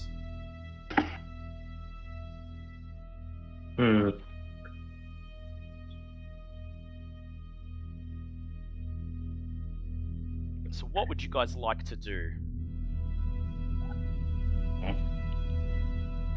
Can Zinhorn go to the south and have a look and see what he sees? Yep, so Zinhorn, I'd like you to make a perception check, please. While he's doing that, can I have a look at this thing that's in like the middle here? Yep, go ahead, make an investigate check, please, Bobbit. 22. 22 for Zinhorn. So Zinhorn, you see to the south, just over about a foot-long gap at the edge of this room, a corridor, narrow, only 5 feet wide. It appears to head south. You see no markings, no carvings, no sign of a trap, no signs of traps, though you see about halfway down another puddle of mucus-coloured slime. Meanwhile, Bobbert, you examine the apparatus in the centre of the room and quickly determine that it's some sort of sprinkler, probably meant to maintain the garden in which you stand, but it's covered in rust, and the faucet from which the water is supposed to come out has caved in with rusted metal and debris. It looks like it hasn't been used in at least several decades. If it wasn't for the fact that Asterek's responsible for every horrible thing that's happening here, she'd be amazed with his care of plants.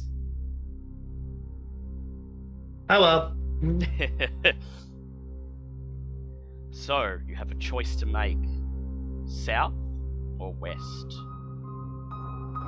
Xenon wants to have a quick chat with Stormfly, just saying, because he's been down here before, did they move in any other areas or just stay in this one? Stormfly thinks for a moment and then he says, they went south and got crushed. The ones that went west, not sure what happened to them. Crushed by what? Big rocks rolling along the ground. In this corridor or further? Beyond the puddle of goo, there's a bigger room. They sent me into it. I felt the tremors and ran straight out. Didn't actually see what crushes them. Good to know.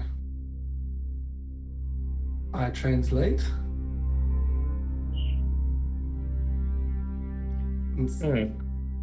What do the rest of you think about this? Alright, sounds horrible. Meanwhile, to the west, you just know there's another room, similar shape to this one, but with a big puddle of mucus.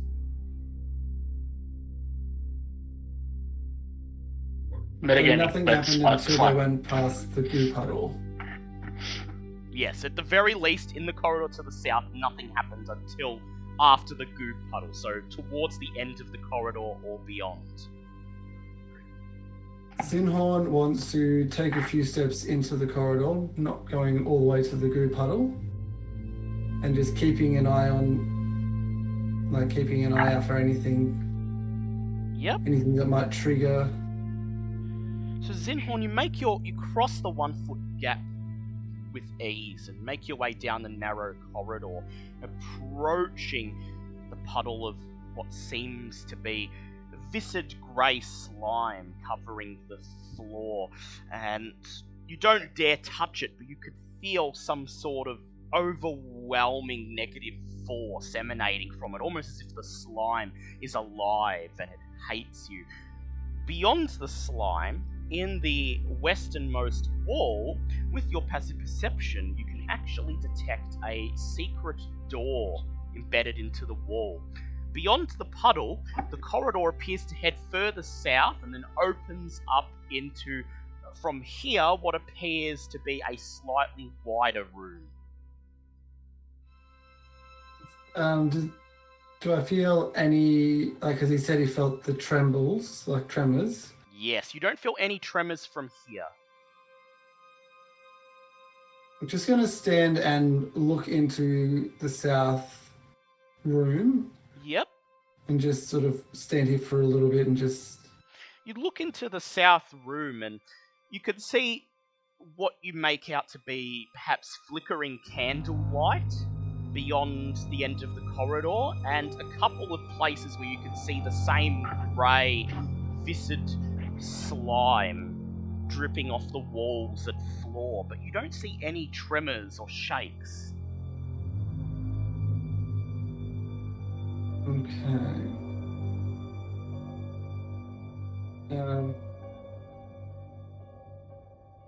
I make my way back up to the others. Yep, and inform them of what you found. Yes. So what's the go? What do you guys think is safer?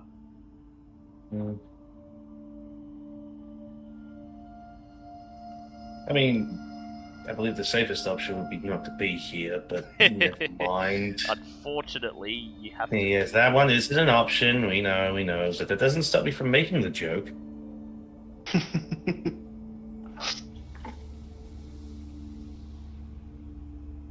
So the potential crushing to the south, we've got a secret area to the southwest, or we've got big room with puddles to the west. Yep. My vote's to let you guys choose. Alright. What do people want? Well, Ava says... Ava says that Onyx can use his shadow to activate the rolling trap, if need be. If need be, yes. Also mentioned about the negative negative energy with the pool. Yeah, from the pool of slime. You don't know what that does. Did I get the same sort of sense from the ones in the other room, or was it just because I was so close to...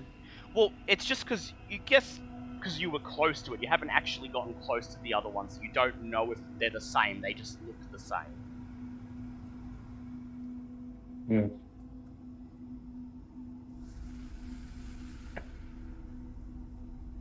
So it's entirely up to you.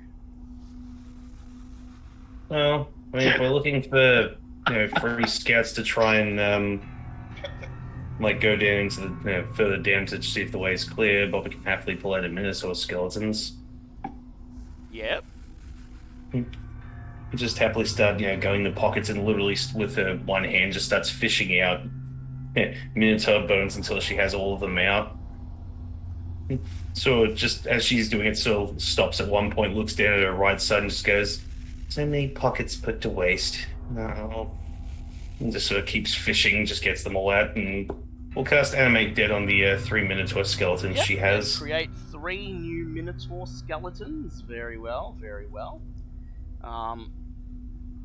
The bones clatter together until they come to life in front of you, and the 3 Minotaur skeletons, at first they're footing uneasy in the soft ground, right themselves, and then they salute you.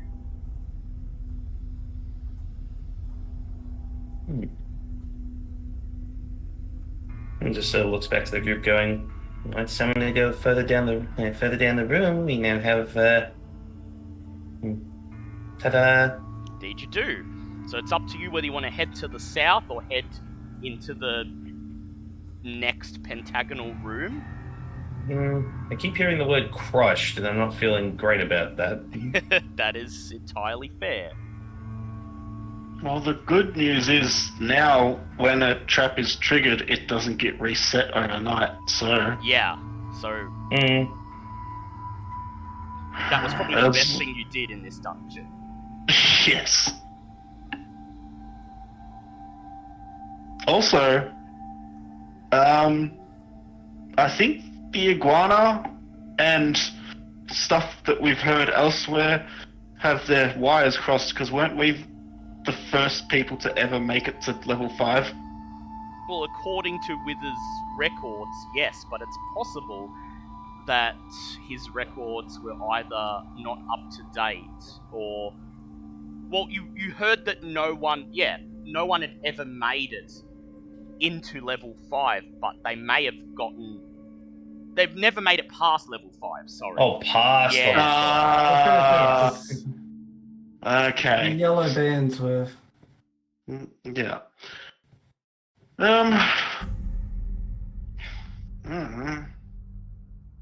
Ava suggests go down south so that we've got that potential back way done. Yeah, just in case. Just in case so that nothing comes up from behind us. Yep. That's a good idea. So who'd like to lead? Do you want to send the skeletons down first? Always.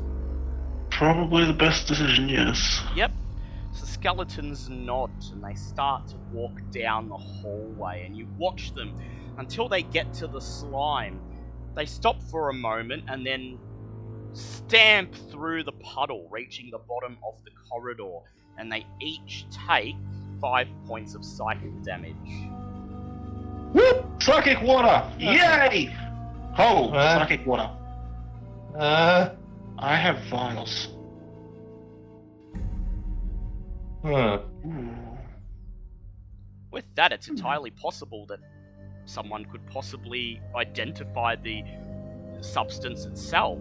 So you guys just want to walk through it, or do you want to try to get over the puddle? Can I try and identify it before I step through it? Yes, you can make a nature check if you like. Nature. Ava pushes Onyx aside and makes a nature check. Yep. Ava steps forward. 25.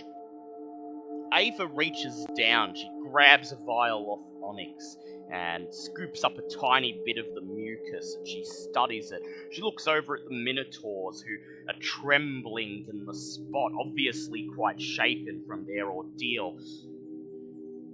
Based on the fact that they took psychic damage, she hands the vial back to Onyx, and then she purses her beak, and she says, "It's aboleth slime." What? Hey! Fucking fabulous! Yay! So I'll be right back. What? Aboleth slime. So, how would you guys like to get over this puddle?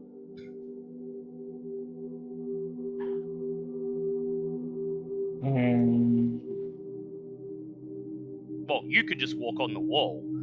You're fine, Bobbit. You just step up on the wall, drop down the other side. Ava flies over.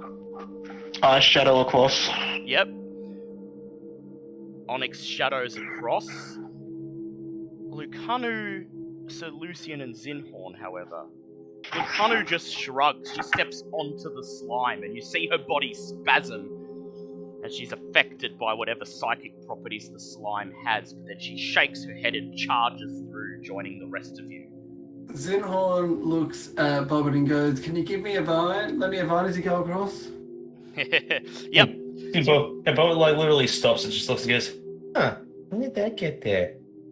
The vine wraps around Zinhorn, pulls him across the puddle. Sir Lucian, how would you like to get across?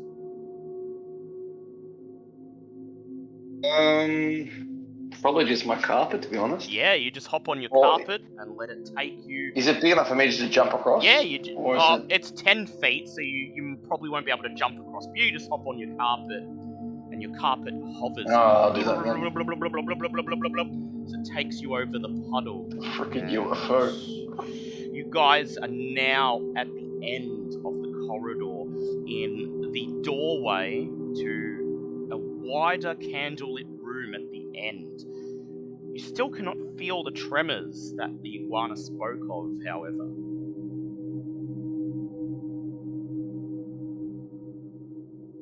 Would you like to press on? Also, Zinhorn points out the secret door in the wall to the west.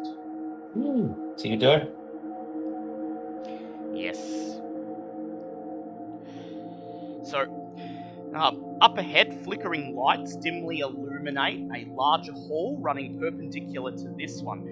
Where the two halls meet, words have been scrawled upon the ceiling in dried blood, right here.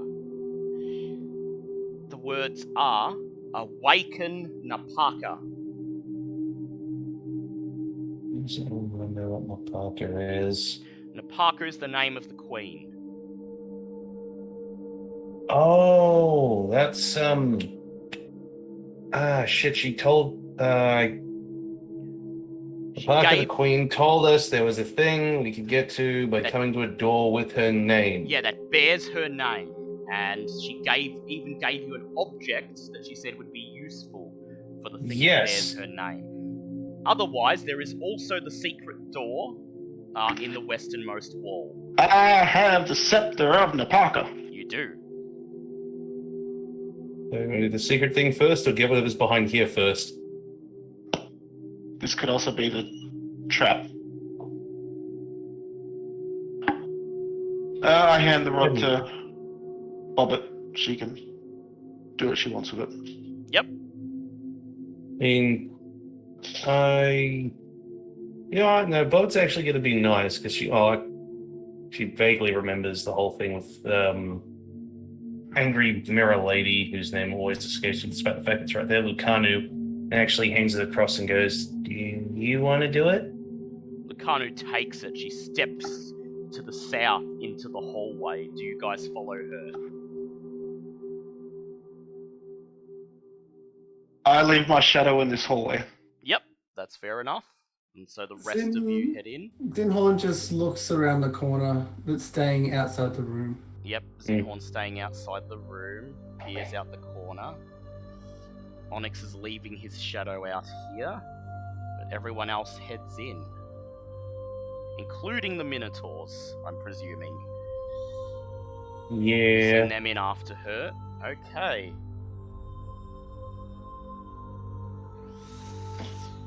And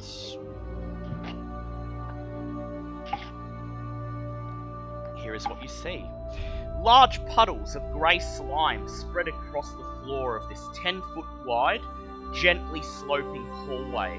Candles flicker on riveted sconces, casting dim light across a sequence of sculpted reliefs depicting humanoids and with bestial heads kneeling before a black star. At the lower end of the hall, a thick purple drape hangs wall to wall.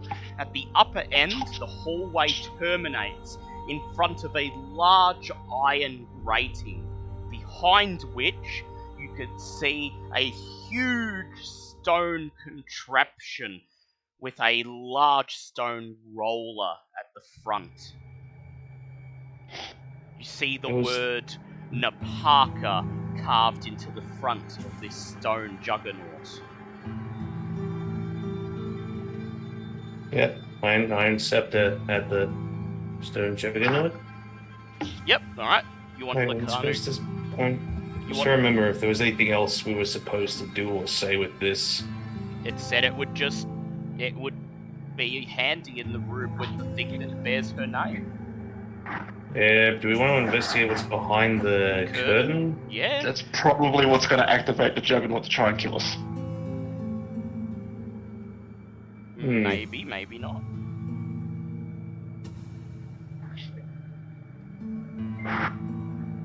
Can I at least invest? There is also a shaft at the end of the hallway that someone can crawl into.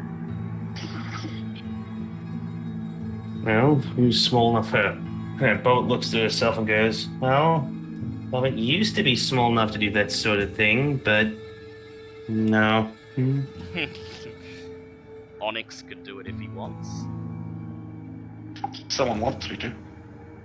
Do you Yeah. want to check the curtain, or do you want to send Onyx shaft? Or do you want to point the scepter at the stone juggernaut and activate whatever power the scepter has? I mean, that would be nice.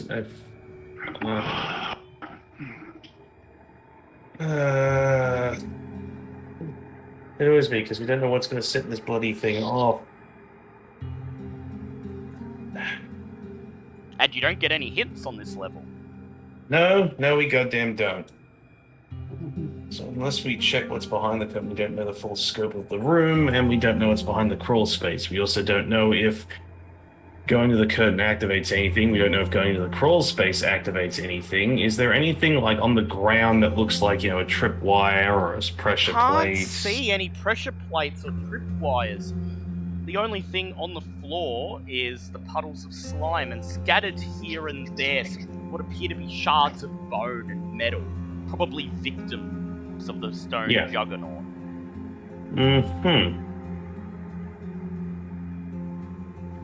So, do we throw Onyx into the little crawl space, or do we try and look behind the curtain? Or do Or do we point just the- activate the scepter thing? It's entirely up to you. Oh, my merchant's stone's gone, isn't it? Yeah. It's It once is, per day. yes. Do I know? I thought it was once Yeah. per long rest. Oh well. Yeah. There's a very that's small useful. channel to the left-hand side of the Minotaur. Yeah, that's, Yeah, that's what we were talking about. It's a Yeah, crawl I'm space. sending Onyx through there, perhaps.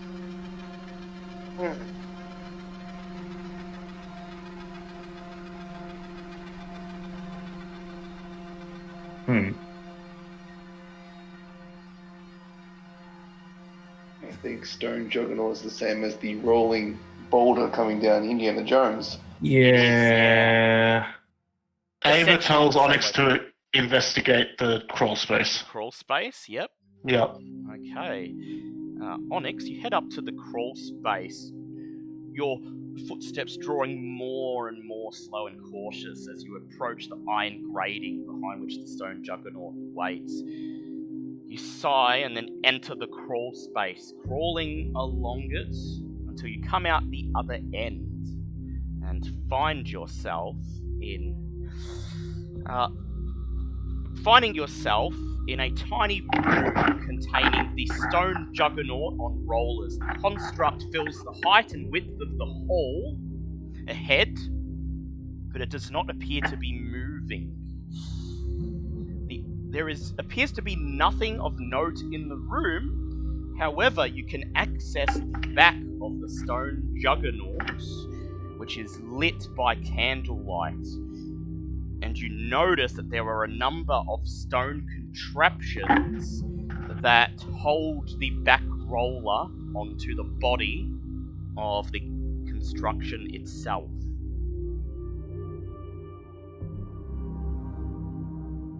So there's a number of contraptions that hold The back the roller in place. onto it.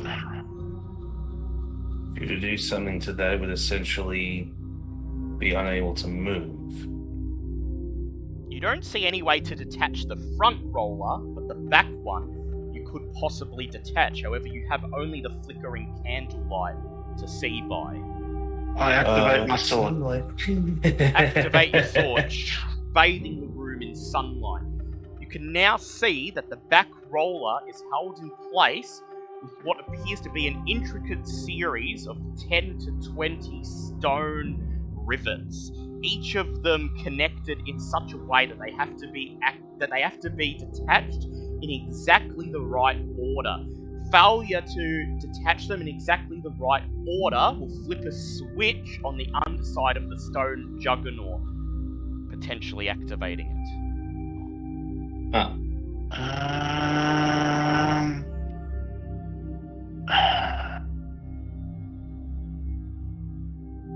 And it's all made out of All stone. made out of stone, so your mason's tools would be sufficient.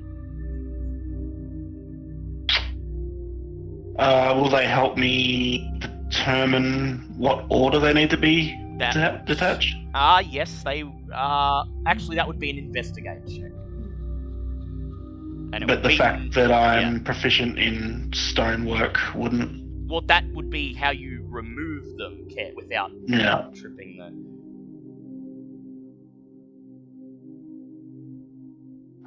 And you are proficient in stonework, so you can make the investigate with advantage. You've lit the room, so it won't be with disadvantage. So you can Fuck add it. advantage Let's to it. try. Gonna investigate. There's the shit rolls. That's a 6. With advantage. Yep, I rolled a 2 and a Okay. 6. You study the mechanism for about 10 minutes, and you think you determine the order in which you'll have to remove them and how you'll go about doing so, but it's going to be a tricky process. If you'd like to attempt it, make a Mason's Tools check with disadvantage. And the DC will be 18. I just get to add my proficiency bonus, don't I? That's correct. I would have allowed you to add more if you had done better on your investigation. Yeah. Well.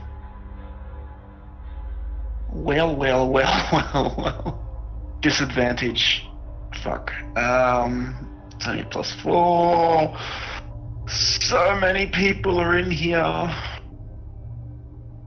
And I don't know if the scepter's gonna stop it.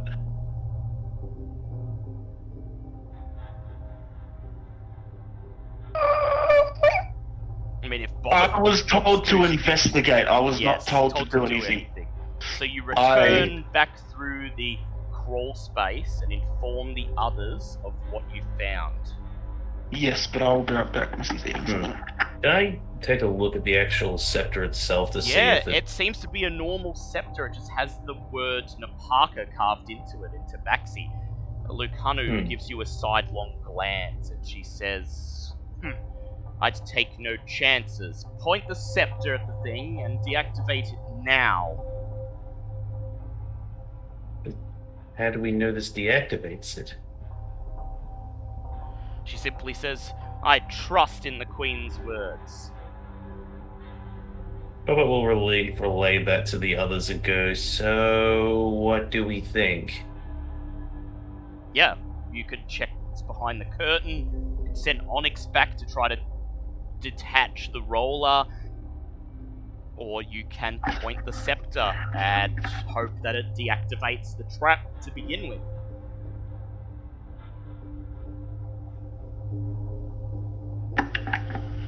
But everyone jumping at once on the rational thinking here. I think everyone's One- very paranoid. I'm not Oh, gonna. shit. Oh, shit. I'm good with either decision because if I have to go deactivate it, I'll be behind it. So Yeah, you'll be behind Yeah. Zeno's not in the room, so. and Ava's actually going to take this opportunity to just fly behind Zinhorn. That's probably a good idea. Well, in that case, we'll ask for the scepter and just sort of mention to everyone, including Kanu and Tabaxi, we'll give this a go, but just be ready to run out if things don't work. Before you activate it, Onyx is going to go into the crawl space and just watch from the crawl space From the crawl space, very well. in case he needs to get behind it. Okay, Bobbit. I'm curious about what's behind the curtain, but considering the last time we looked behind A curtain, curtains that something almost got happened. people killed, I don't know. I really don't know with this crap. Okay, Bobbit, you raise the scepter, and you point it at the stone juggernaut. I will read from the module what the scepter does. If the stone juggernaut is activated, the scepter will deactivate it.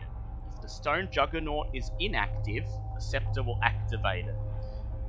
The scepter blinks What? with magic. Suddenly the whole room shakes. The iron grating at the end of the hallway slides down into the floor, revealing the stone juggernaut's rollers beginning to turn. It barrels towards you at alarming speed. Say it again, say it again, say it again. And as it does so, at the entrance to the corridor, a big 10-foot wide stone block begins to rise up, sealing the entrance. I need Zinhorn and Ava to make deck saves, please. Fuck! I'm just gonna keep repeating the word until it stops moving. Yep, you're gonna keep repeating it. I'll just say it again to try and 16. deactivate it. Parker.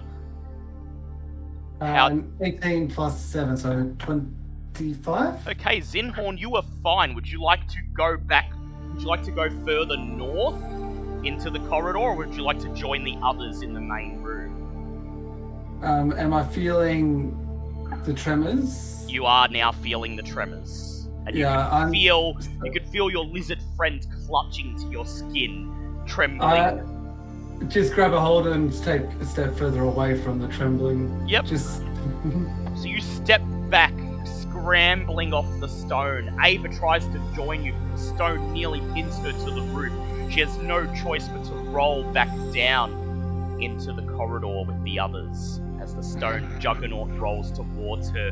Bobbit feverishly repeats the name, Napaka, Napaka. But after the first use of the scepter, it appears the magic in the scepter. You gotta be dissipated. fucking with me. Cool, so we're all fucked. Alright, well, I'm No, maybe you're gonna not. beeline it for the statue. You're not fucked yet. I would like you, however, to roll for initiative, please. Shit.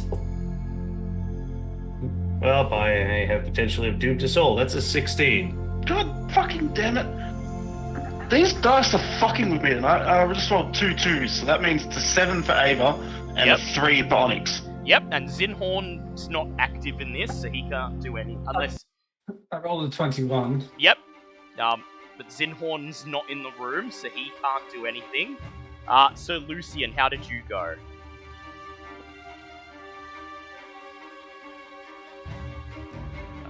Oh, he's gone. I'll roll for him. Okay. How did Bobbit go?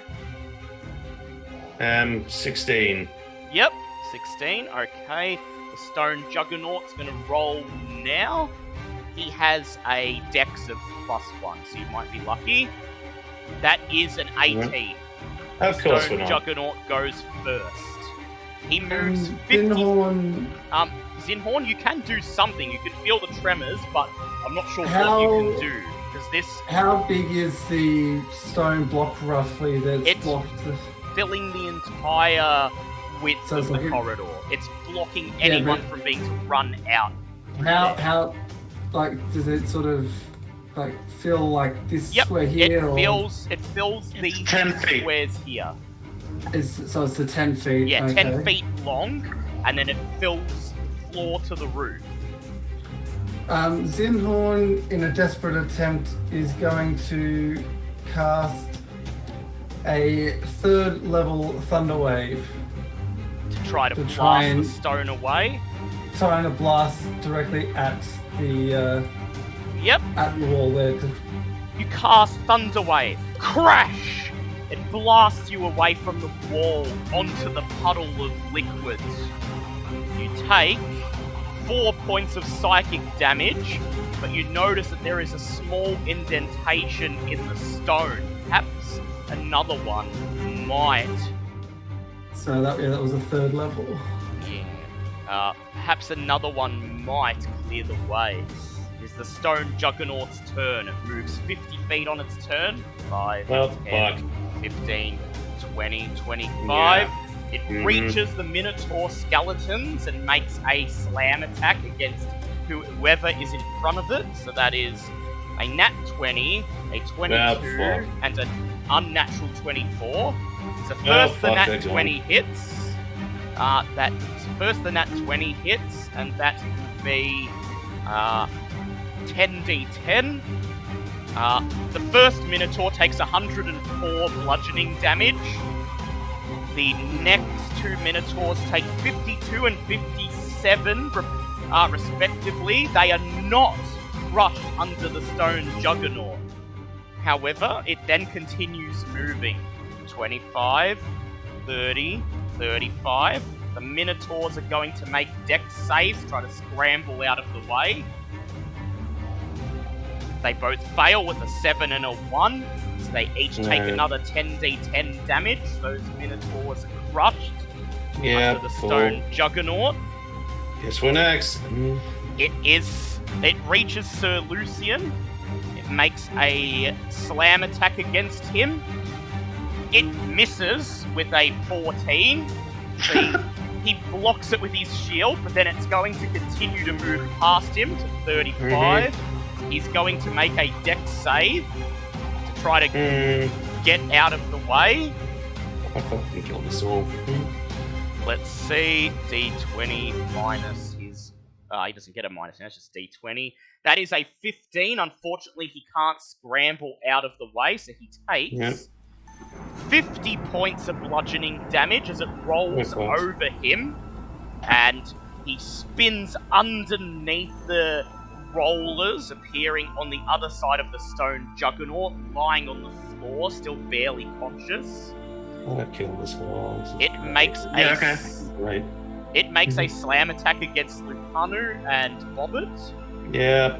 That is a 19, so it doesn't hit Yes! Lupanu. And It's me, the though. No, we're still going to make one for you. It is a 12 for Bobbit and Bobbit 2. Oh, nice. So both Lucanu and Bobbit are fine, but it's going to move past you. Please make a dex save. I hate this. I hate all of this. And that's a 10. A 10. Lucanu's going to make one. That is a 22. She leaps deftly onto the top of the stone juggernaut and drops down on the other side while it passes over Bobbit. Bobbit is caught underneath the rollers and crushed underneath them as the stone juggernaut continues travelling over. Bobbit, you take 56 points of bludgeoning damage. And you are left on the other side of the stone juggernaut. Makes one, and it's now reached the end of its movement. It's going to make a slam attack against Ava. That is a nat 20. Oh, Ava takes 100 points of bludgeoning damage. She's unconscious. well, She's- fuck. You're lucky she's unconscious, because if it crushes her by moving over her, it would have crushed her into dust. So she makes her first death save. 17. 17. Okay, it is now Bobbit's turn. Well, I would have really liked to have gone to that lovely curtain thing at the end of the hallway, but now I'm on the wrong side of this thing, and I sure as shit don't have enough health to make that work. Quick question: how tall is this thing? Does it take up the entirety Takes of up the the room? whole shaft. You could try Yeah. to get over it, but it would require an acrobatics check to squeeze through that gap to the other side. Fuck! There's nothing down the other end, like beyond the door where it came out of. Nope, just an empty room. Although, it would give you some distance. The stone juggernaut must only move in one direction per turn. So, Yeah, but Ava's gonna friggin' die if we don't stop this thing now. Which well, it doesn't matter, depends what because the stone juggernaut thinks is worth doing, either continuing on its way and crushing Ava, or moving backwards towards you guys.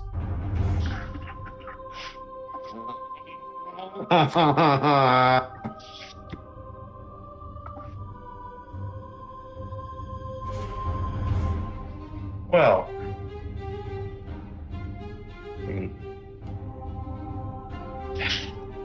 I don't know what the fuck to do. I honestly have no fucking idea. If all else fails, try to attack it, because destroying it is an option. Fuck it. Yeah, cool. You know what? No, screw it. Bobbit's gonna pull out the wand of magic missile and is just gonna, in a shriek of rage, is just gonna fire up the 7th level magic missile at it. Oh, that's good. Roll your damage. So that's 12d4 plus 12, I believe. Yep. Well, not gonna kill it, and it's probably gonna get Ava killed, but you know. Somebody tell Kitty to come find me once this is over. Attack the pins. I mean, can I aim specifically at the pins? You Magic can. missile can't miss. Yeah, it can't miss. You No. can attack the pins. Alright. Would you like to attack the pins at the magic missile? Yeah. Alright, go ahead. Oh, it's plus 12. Big whammy. Ah, fuck. Yeah, alright. Oh, it's 39 points of force damage directly at 39 the, points of force damage. You shoot your magic missiles out of your wand. One by one, they slam into the stone mechanisms, dealing 37 points of damage to the stone juggernaut. You hear a loud click as the mechanisms break and the back roller drops off. The stone juggernaut cannot travel backwards now. But it can still travel forwards and kill Ava instead. It can. And we it can't is- revive her, and fuck. It is Lucanu's turn. She leaps up, she runs up towards the back of the stone juggernaut with her great sword, rolls to hit it And she's- 3 times. Yep. What should we do with the adamantine sword instead? Yeah, so, the adamantian great swords. They're automatic crits. So she deals. Oh wait, 9, 19 plus 21, so 40 damage so far. 60 points of damage as she slams her adamantine greatsword into the back of the stone juggernaut, breaking off some of the intricate stone carvings. It shudders and rumbles, but continues moving forwards. However, you notice as it moves forwards, it begins to jerk and shake. It's obviously taken some significant damage. It is Ava's turn. Make another death save, please, Ava.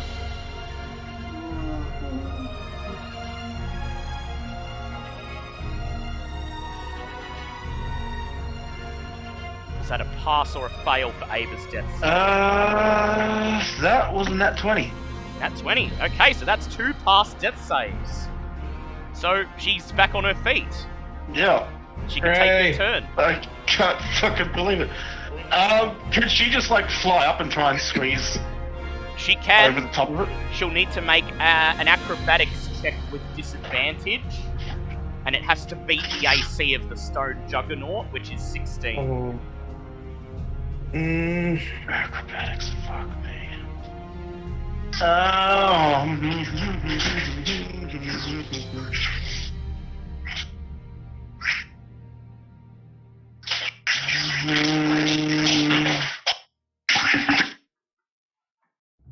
She's got a misty step behind it. Yep, Misty step behind it, appearing in the back of the corridor. The stone juggernaut cannot turn around.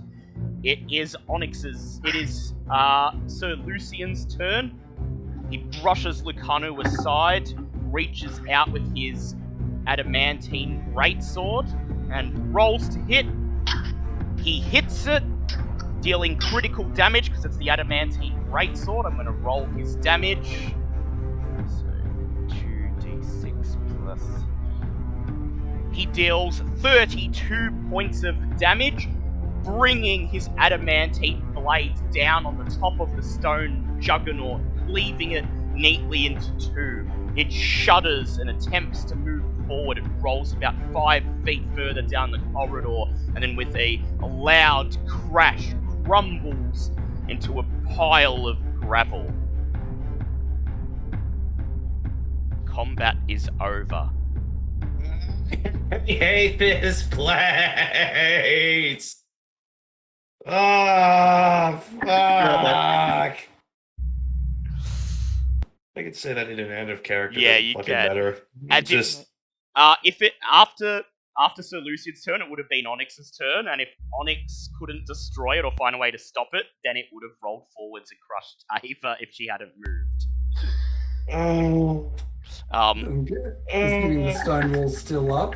As the juggernaut collapses into a pile of gravel, the whole room begins to shake, and the stone sealing Zinhorn away from the rest of the group slowly lowers down into the floor.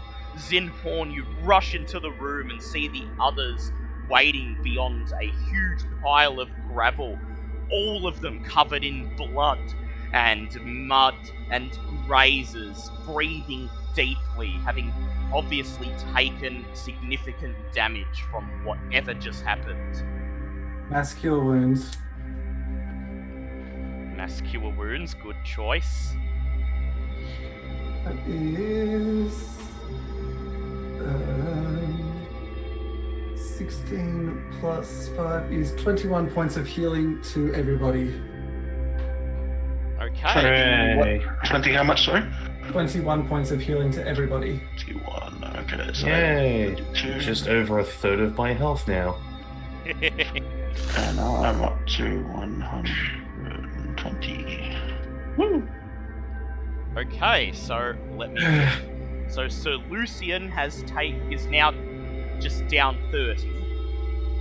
I'm just gonna write that here so I see. Lucian down 31. Okay. The corridor is now clear, and you breathe a sigh of relief as Ava presses her back against the wall, clutching the sides of her body in obvious pain and discomfort. The only thing left is the purple curtain. Oh, just in a fit of rage, just lobs the damn scepter she had in her hand, which turned out to nearly kill them all down the hallway. hurl And it down decides the to go looking. hallway, and as it hits the stone, it shatters into 2 pieces. Good riddance. And yeah, we'll just go stomp off towards the curtain because she's just done with this whole fucking place. Yep.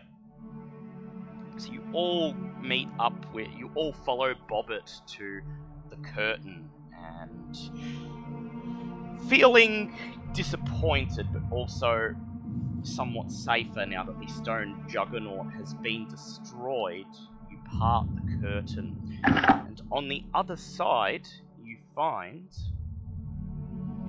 a 6-foot-tall statue of a leering 4-armed gargoyle stands against the back wall. One of its arms has broken off and lies on the floor in front of it, its hand curled into a tight fist. The outer 3 arms have their clawed hands open in such a way as to suggest they're meant to hold something. Carved into the wall above is a riddle in ancient Tabaxi. It reads, 3 I need, then 3 more still, that opens the door.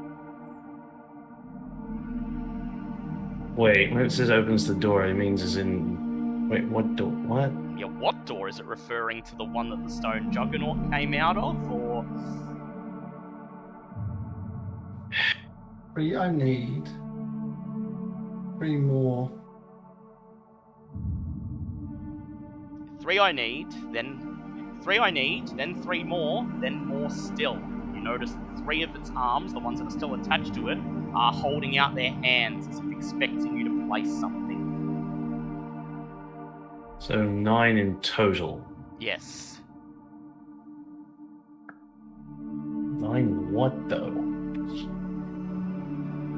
You do know that the previous gargoyles accepted gemstones, but you can't be certain that that's what this one wants. It's entirely up to you guys what you want to put in the hands of the gargoyle. Is there any sort of like symbol or any, like the other ones had like the little thing, the slot that we could see down into? There is no slot on this one, it appears. Whatever you're supposed to place in it must go directly in its open hands. But it doesn't look like anything we can distinguish. Roughly the size of a gemstone, but a coin could work too.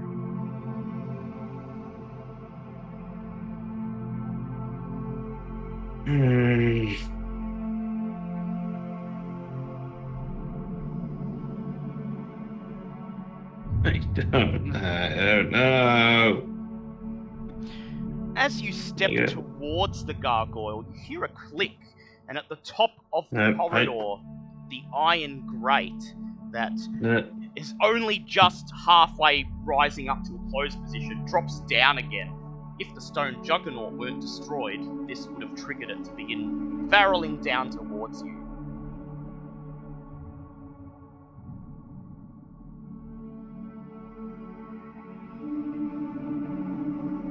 Nobody hates this place. Just all of this. So the main danger of this trap would have been time. You would have had to decide what to put in its hands as the thing barrels down towards you. That component has been removed. So it would have literally been just the door outside. That would have had to have tried to figure out what to put in it before this thing flattened us and then tried to get out. You could still try to figure out what to put in it if you like. Bobbit doesn't care. This place sucks and she nearly died. Everyone nearly died. Ava certainly, definitely, almost died. Do you want to just take This sucks. 3 of? Do you want to just take 3 of the moonstones from the level above and put them in the hands?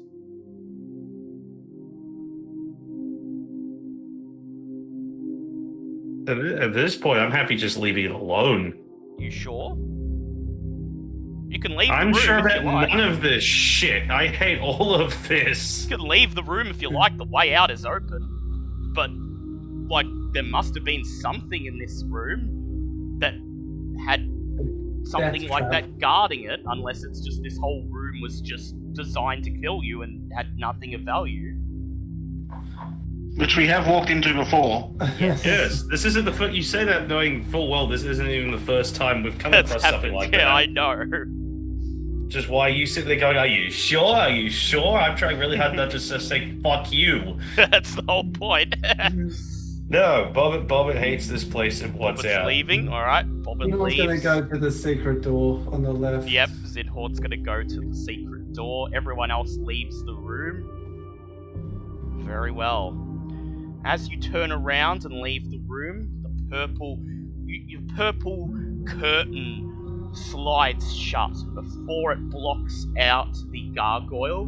The gargoyle nods its head, and you hear a voice whisper, "So be it. The treasure remains mine." That's just fine. lovely. We'll come back Right. later when we're not all imminently about to die. Screw you, I hate this place. Zinhorn, you slide open the secret door, revealing another narrow passageway beyond, as the 6 of you carefully make your way over another couple puddles of aboleth poison. You find yourselves at the very bottom of the spiral staff staircase that leads to the upper levels. A way out, if you choose to take it. Aside from that, there is a wooden door to the right, and carved into the door, out of deep black iron, is an image of an anchor. From just beyond it, you can hear the soft, almost soothing sound of constantly running water. And with that, we will end this week's session. You have entered the gears of hate, discovered just how dangerous this level is, but you have uncovered a way to get back up to the upper levels and the staff area if you wish to rest, and perhaps a way to traverse the water that surrounds this level itself rather than venturing through the rooms. But what is the source of that malevolent influence that keeps scratching in the back of your mind, scrabbling to get through? And where did the aboleth poison come from? We shall find out next week. Thank you, everyone, for joining us. We'll be back next week for more of this incredibly scary, incredibly dangerous level of the dungeon. But me, M2, Remy, and M1 will be back tomorrow for Curse of Cthulhu, the finale to our Call of Cthulhu Terror of Cthulhu campaign. Unfortunately, Smithy won't be joining us as work, but I will be playing Arkansas Smith to his strict instructions, and we shall see who makes it out alive, and if they do make it out alive, who makes it out with their minds intact. Until then, don't let the paranoia get ya. Goodbye, everyone. Bye. Bye.